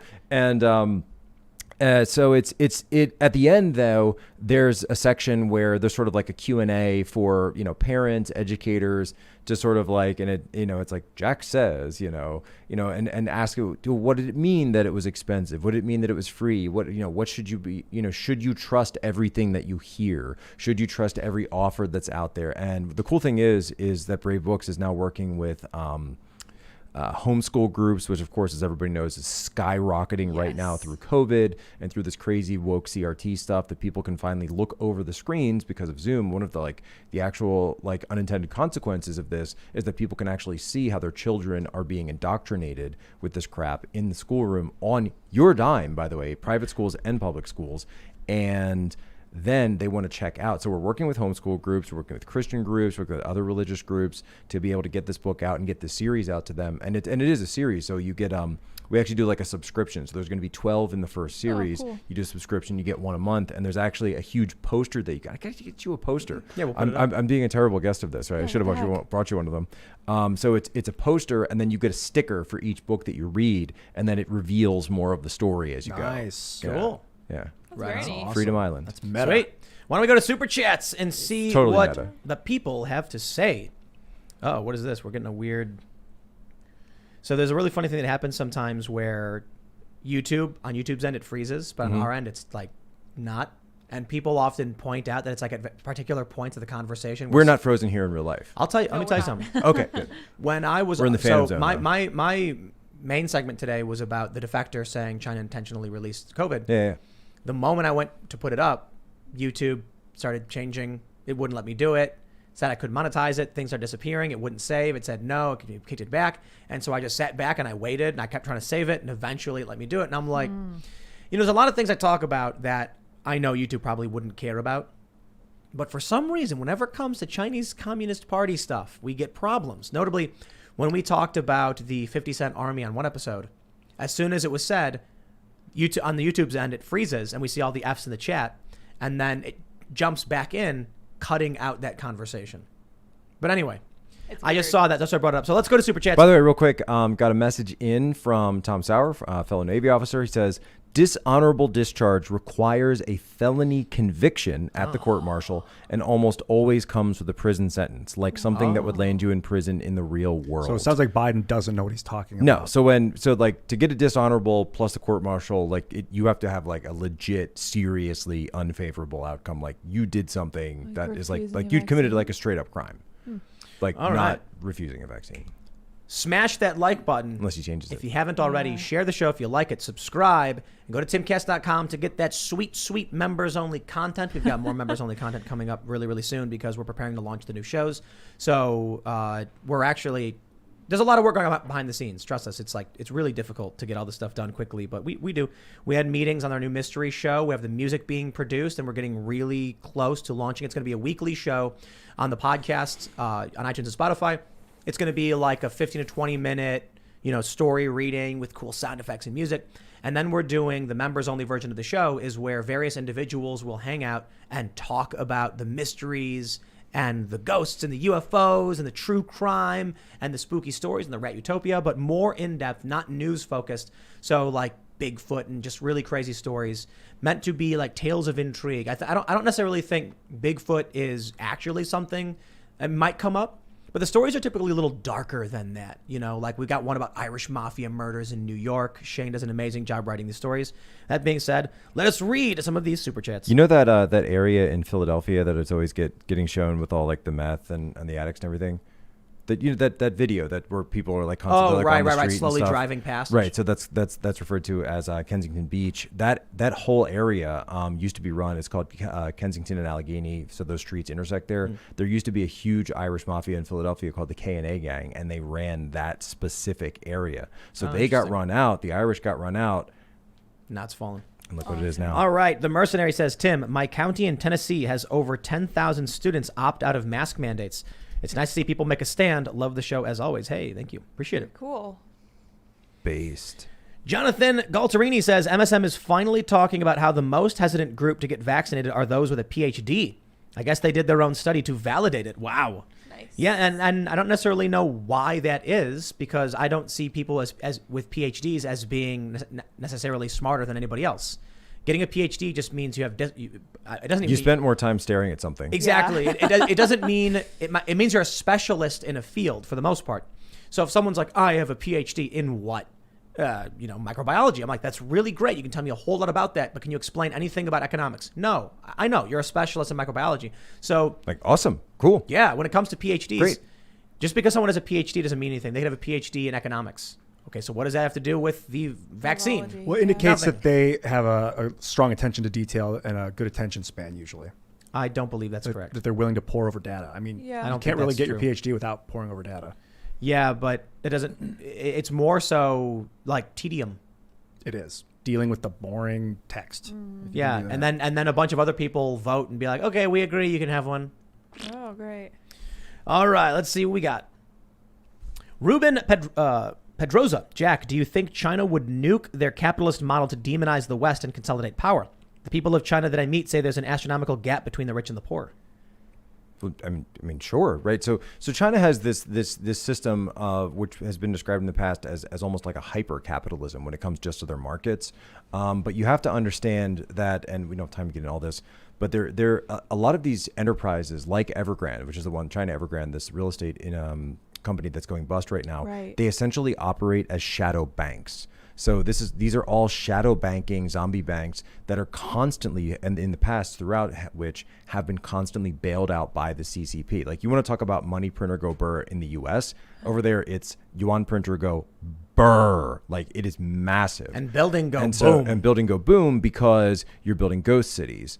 I would see this when I lived in Shanghai, that you would have these guys, the building would get painted like once a month, right? You don't need paint on the building, guys. You just did it last month, but you're doing it again because it's all these make work projects. It's constantly going on. Why? Because one of the biggest issues facing the CCP in terms of the legitimacy is unemployment.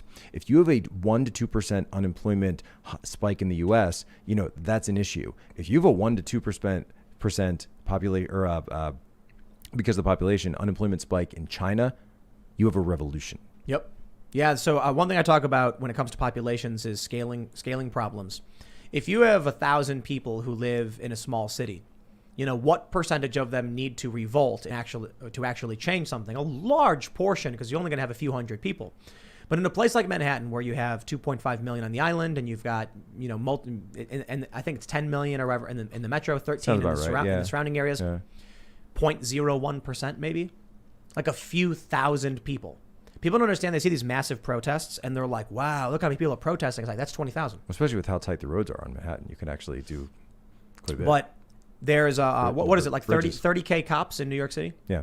And so what if 50,000 people protested? The police would be overwhelmed and just leave. Right. That's a very, very, very tiny proportion of the total population of New York.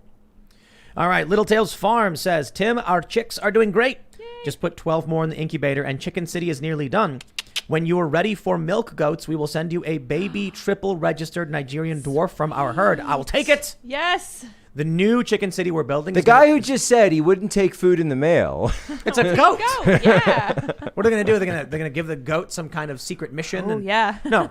That might be Peter Daszak on the other end. Be careful. We had a hawk attack. Oh, the wow. hawk swooped down. Yeah, the rooster yeah. yelled, ran away. The hawk bailed out. Did you get anything? No. One of the chickens looked like it was fruffled, like it got hit in a flyby, but totally fine. Oh, good. Just like the feathers were sticking up, and she preened it. Well, they do that to kind of fix it. Try to ward off. The new thing we're building is gonna go down about 1.5 feet or 2 feet into the ground with like fencing, and then it's gonna be totally enclosed all over. So the coop we have now is totally enclosed, but the chicken run isn't. The new thing we're building is gonna be totally enclosed with a totally enclosed chicken run. So we're legit making a chicken fortress. Now the problem is we had the original 7, and then we had 3 babies because out of like 14 eggs they just didn't make it. Yep, right. Some of them weren't fertilized, some of them rotted, and I had to try and pick and choose which ones were the rotted ones, and I think one of them may have not been rotted, but ultimately we ended up with 3. One's a rooster. We named him Roberto Jr. because it's Roberto the rooster's only son. But now we have 5 Black Star chickens, which are a special sex-link breed from the Rhode Island Red and the Barred Plymouth Rock. 3 cockerels. I don't know what we're going to do with these guys.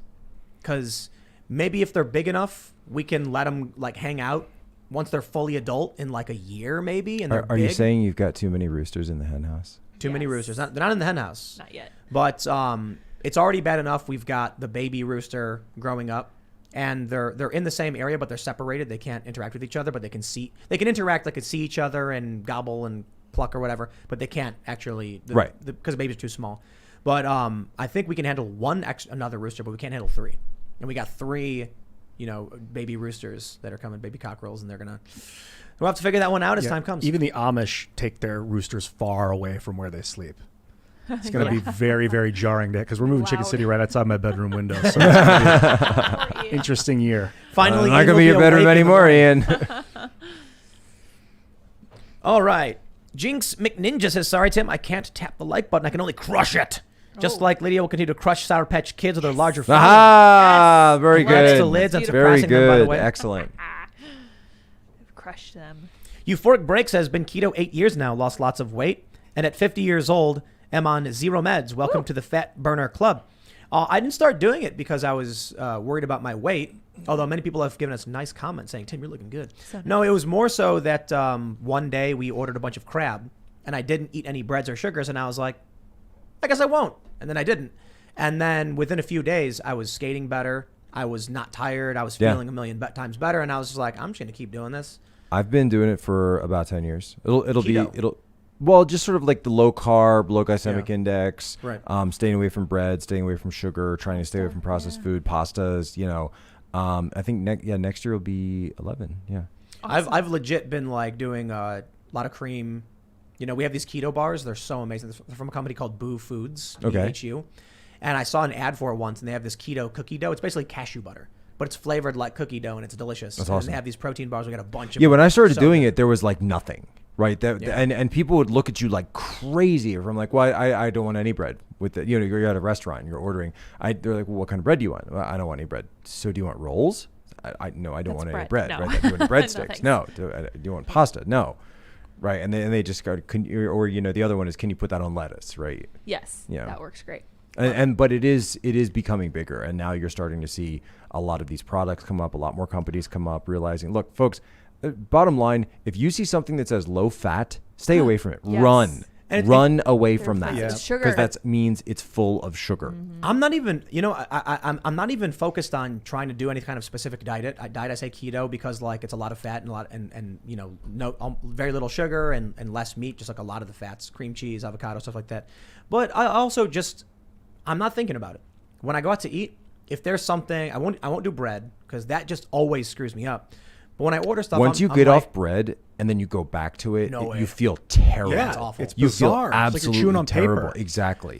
And you feel just nasty afterwards. I'll have I'll have whatever meal, even if it's got potatoes or something. But keep in mind, as long American- as it's natural and like normal and healthy. Keep in mind, American bread is very different than European bread. Sugar. Yeah, Right, it's, it's what is full it, of potassium sugar, bromate. it's full I of think. that stuff. rich Found in flour. yoga mats. That's something where, that's again, having my wife being from Europe, she just talks about this stuff all the time. Like, I don't know what you guys do with your bread. I don't know why you do Or that. your milk. Gonna make your So own we bread. don't Milk in Europe's so different. So we don't give it to our Comes in a bag. kids. We don't we don't have white bread in the house. We don't ever touch any of that stuff. Big question: why is potassium bromate used in bread? It is Preservative, I think. Yeah. Well, Preservative. I mean, yeah. I know Yeah. why, Right, but yeah, why? is it there? Why? What the Why? heck? It's banned in Europe. It's so dangerous. They put it in yoga mats. It's crazy that it's in the Gross. bread.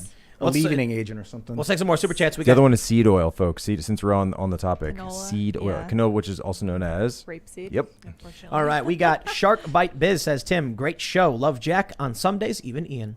Can our YouTube show, Shark Bite Biz, get a shout out? We are about small business growth. Thanks. David Strasser should be a guest on Timcast IRL. Oh, Thank you I'll for the write super this down. chat. Yeah. For Jack, David A. says, why do civilians pledge allegiance to an icon while the president, members of the military, and civilians take an oath to the Constitution?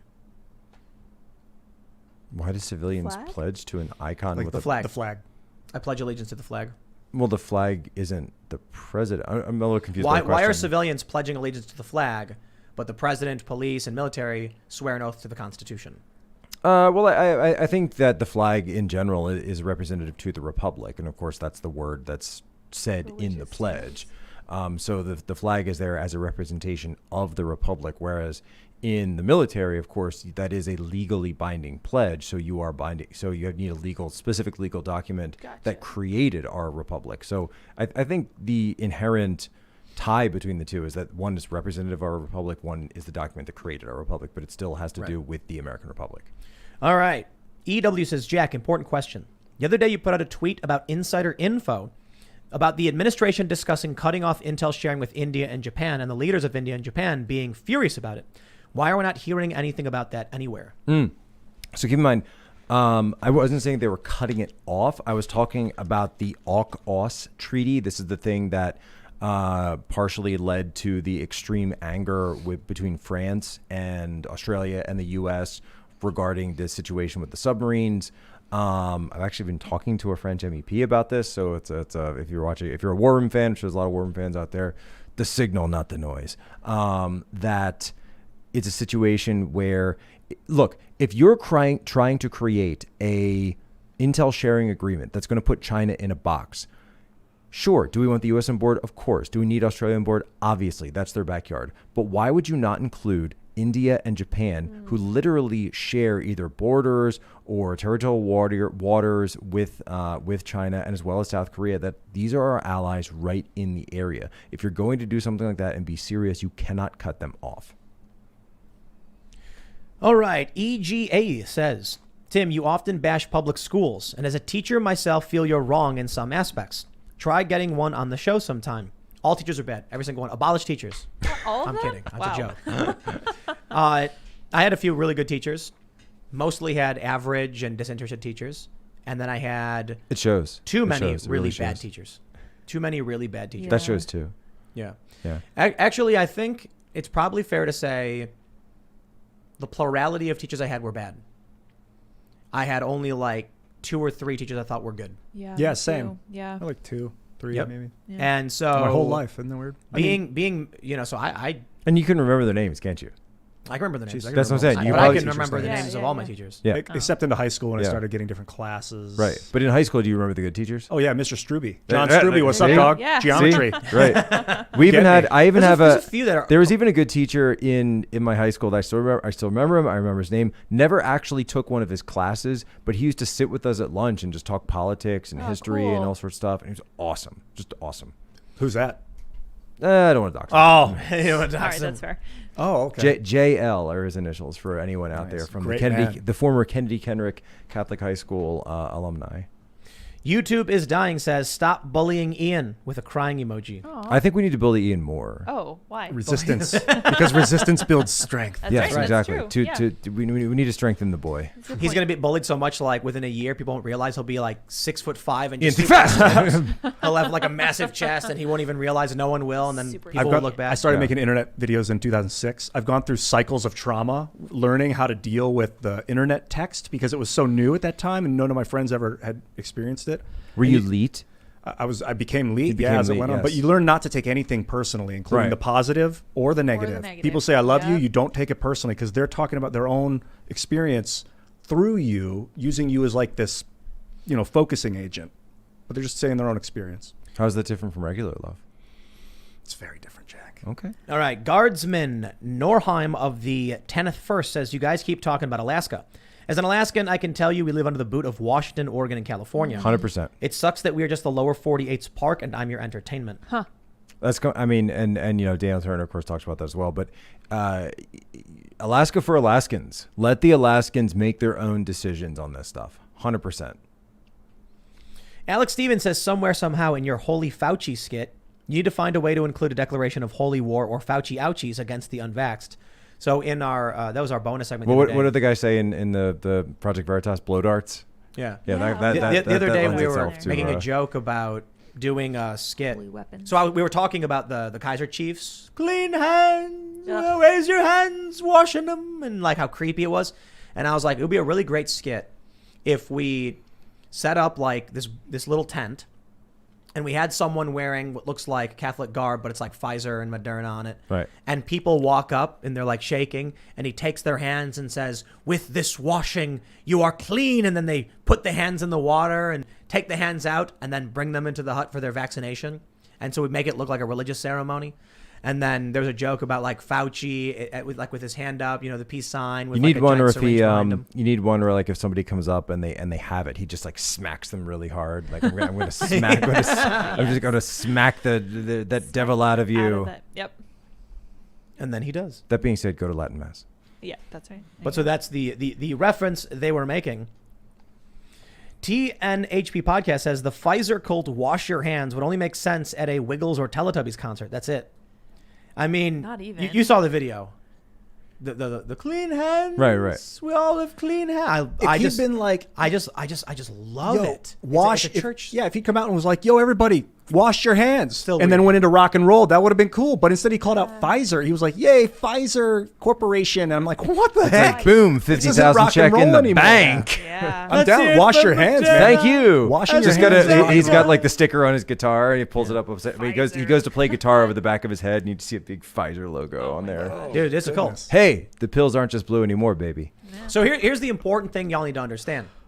When you have a decent amount of Trump supporters who will never disparage the man, who keep thinking every other day is the day that Trump somehow gets reinstated and believe all these things, like I can understand why you'd criticize that, but these people have no institutional power. They tend to be like older folks in the middle of nowhere who aren't doing much. They're not in media. When you have a major concert with thousands of people all holding their hands in the air and testifying to Pfizer, yo, the cult is here. That's the problem. I don't care about what grandma's saying in her bedroom. She's retired. I don't care what Mima is saying. It's about power dynamics, about who has power, who's wielding power. When the president of the United States is saying that military members are going to be giving dishonorable discharges, which, by the way, usually what my contact is saying, it does include prison time, right? That's power. That's real power. And people in the West need to start understanding this, because anybody who's lived through the East, anyone who's gone through the Soviet Union or through the communist countries, They've all seen this before. You don't need to talk to somebody from Poland or Belarus or Ukraine or Venezuela like you, et cetera, et cetera. You don't need to ask them because they've seen this before. They've heard this before. It's always for safety. It's always for the good of the nation. It's always for Public this is health. to make you better. Yeah. It's for the good of the public, the safety of the children. Tim. During Occupy, there was a cop who was a little bit older, and he said he was born in the Soviet Union and his parents brought him to America. And he was talking to these young people, and he was like, this is exactly how it starts. This is exactly what I was warned about by my parents and my grandparents, and y'all are doing it. He's like an older guy. And then he was being argued with by like 20-somethings. And they were like, you know what you're talking about, blah, blah, blah. And I sat there, and then I was just like, I don't understand. Like, he lived in the Soviet Union personally, and his family fled when he was a young child, and they warned him and told him all of these things. Like, you guys are just college hipsters. You have no idea what you're talking about. Man, that wasn't even real communism anyway, man. It's never been. It was never been tried, really. Well, you know, the thing is, it's that statement is right and it's wrong. There's never been a point where like everyone got together and did communism, because the problem is there's always people who dissent, and then the communists have to kill all of them, and then it just falls apart because nobody likes that. I'll also throw out there, well, you know, man, real capitalism has never been tried either. So. Yeah. Sorry, libertarians. Sorry. I think, but I jokingly tweeted that, but I actually think it's still true. Like it is. Anarcho-capital. No, there's always some kind of regulation or authority stopping people. Right. All right. Cornelius Buttknuckle says, Ian, grain-fed beef doesn't mean it was fed grains its whole life. It just eats it just eats a diet of grains at the slaughterhouse before it's slaughtered. Think of it more like grain finished. Oh. I see. Eat a lot of corn. It's really much more of a grading than a killing floor, Timmy. It's more of a bottomless pit into a grinder than a floor. Don't be fooled. Given the chance, a cow would kill you and your entire family. Is that what he said? Yeah. That's true. I remember that. You're about ready University. to graduate from Bovine University. Michael Brogan says, I wanted to super chat on many topics tonight, but they've all been covered. On the subject of cancellation, Jack, Elijah Schaefer and Sidney Watson beat you 9 days, and You Are Here has been banned from YouTube. 2 strikes, 1 vid. 2 strikes on 1 vid? On one. Holy cow. Banned, like permanent banned? That 2 strikes is what, like 3 months? They were just talking. they've only been up They for were 2 just weeks? talking to me about getting on that show. Yeah. No, I was thinking about. I was about to fly down to Texas. I guess. You I'm get, not gonna- you get a phone call. Hey, guess Jack, I'm you not want to come gonna on the Texas show? now. I do. All right, we'll see you then. Click. Hey, Jack, we're canceled. So hey, clear we're your canceled, schedule. so no show. Wow, that's crazy. Yeah, I was literally just talking about that. It's I'll still have up to, though, so I don't think it's banned. No, they get a strike and they can't post anything. They can't post anything. It's like you're it's like being locked on Timeout. Twitter. Yeah. And then, Naughty. wow. They didn't do anything. By the way, speaking of Australia with Sydney, I love that this idea that they're calling the protesters in Australia the orange vests. Yes. So because a lot of the it's Construction the construction workers. I think they say tradies is their Yeah, word. that's So it's a what lot of she said. construction workers, a lot of truck drivers, and so you have the yellow vest, the gilet jaune, in France, but in Australia it's the orange vest. I love love that. it. I love that name. That's awesome. All right. JP says, Tim, the late Rush Limbaugh has great patriotic kids book series called the Rush Revere series. Oh, cool. You know, I just for mentioning Rush, I want to point out we watched The Nutty Professor a couple days ago. You guys have seen The Nutty Professor? Sure. No. Eddie Murphy plays all the family, the clumps, and Yeah. he's fat and doesn't want to be fat, so he does a serum that makes him skinny, and then it's Dr. Jekyll, Mr. Hyde. Excellent cameo with Dave Chappelle. There was yes, Dave Chappelle was hilarious. Women be Eddie shopping. Murphy. Women be yeah, I know, shopping. it's funny. And That then- is true. Women do shop. That scene is great. Eddie Murphy screaming and laughing. It's a Yeah. good scene. But when Well, there's 2 because he goes back when he's Right. Buddy Love. when he's Buddy Love is the Yeah, funny part. right. When Sherman, the main character, is at his house eating a bowl of ice cream after Buddy Love makes fun of him, and he's pouring Reese's Pieces and M&Ms in his mouth. They show the TV, and to the left of the TV is a bunch of books, and one of them is a Rush Limbaugh book. Wow, wow, I never what? noticed that. I thought that was funny because when I Wow. saw that, Greg. because I was like, man, back in the day, you could Eagle Eye Pool over here. You could make I a- know who the sniper's going to He has be. 10 perception. Oh yeah, I just see everything.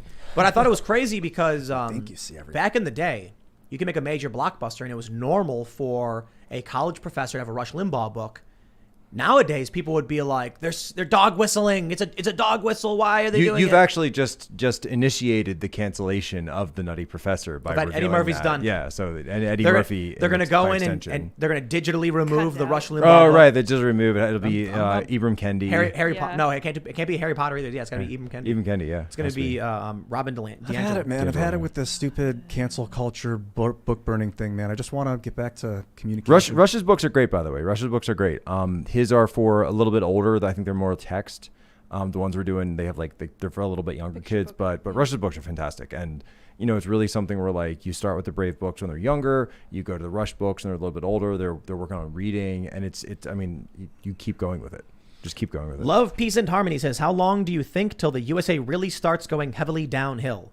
Have you looked at the cost of food, inflation, gas, the southern border, the Afghan crisis? I mean, should we really just start listing? Do you understand what will happen if the U.S. dollar is no longer the world reserve currency? Imagine the deflationary spiral that we'll be in. And then imagine what happens when the people... it would be deflationary. Who have The all dollar become their... worthless. Right, it'd be worthless. It'd be done. It'd be So inflationary. imagine your savings are worth nothing if you have your money in cash, which Imagine a a lot gallon people of do. milk for $5,000. Right, You think I'm joking? That's hyperinflation. That's what they were seeing in Weimar Germany. right. Yeah. So And then imagine the social consequences of that. the best part is America will be completely done. It'll become a wasteland for the most part. Too many people, all of our people live. Let me. Which, by the way, none of us want. Right. Okay? I I'm very clear want about to that. simplify this very much. It's like so. Kurt Schlichter always says, I don't want these books to come true. People in New York don't do anything. They may do administrative work. They may do blog writing.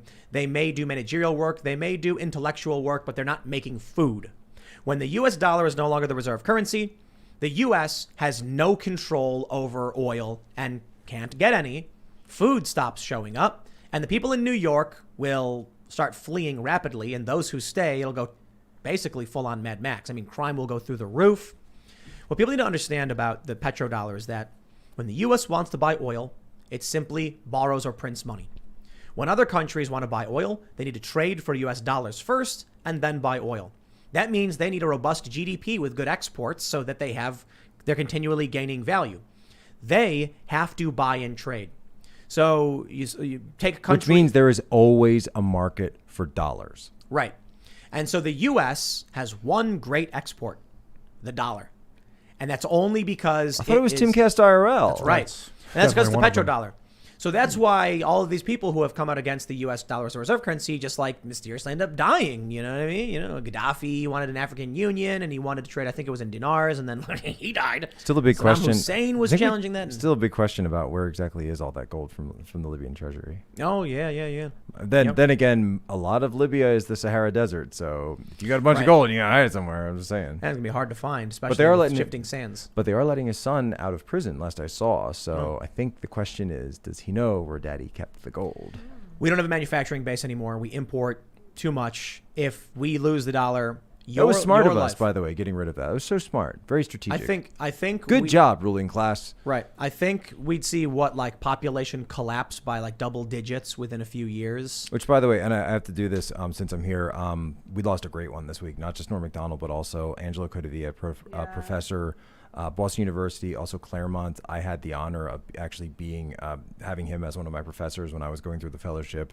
And he wrote a book about the ruling class from the right in 2010. So understand how far ahead of people he was on What this is stuff. his name? Angelo Codevilla. So he was Italian, moved to the U.S. when he was young, served in the U.S. Navy, and then went to the Senate Intel Committee, and then eventually made his way to Claremont Institute, also taught at Boston University, just absolute genius. Couldn't stand the Intel community. He said the heads of most. He said, if you look at history and you realize that how many heads of intelligence agencies have turned out later to be traitors, you almost have to wonder if it attracts a certain type or at least offers them that incentive.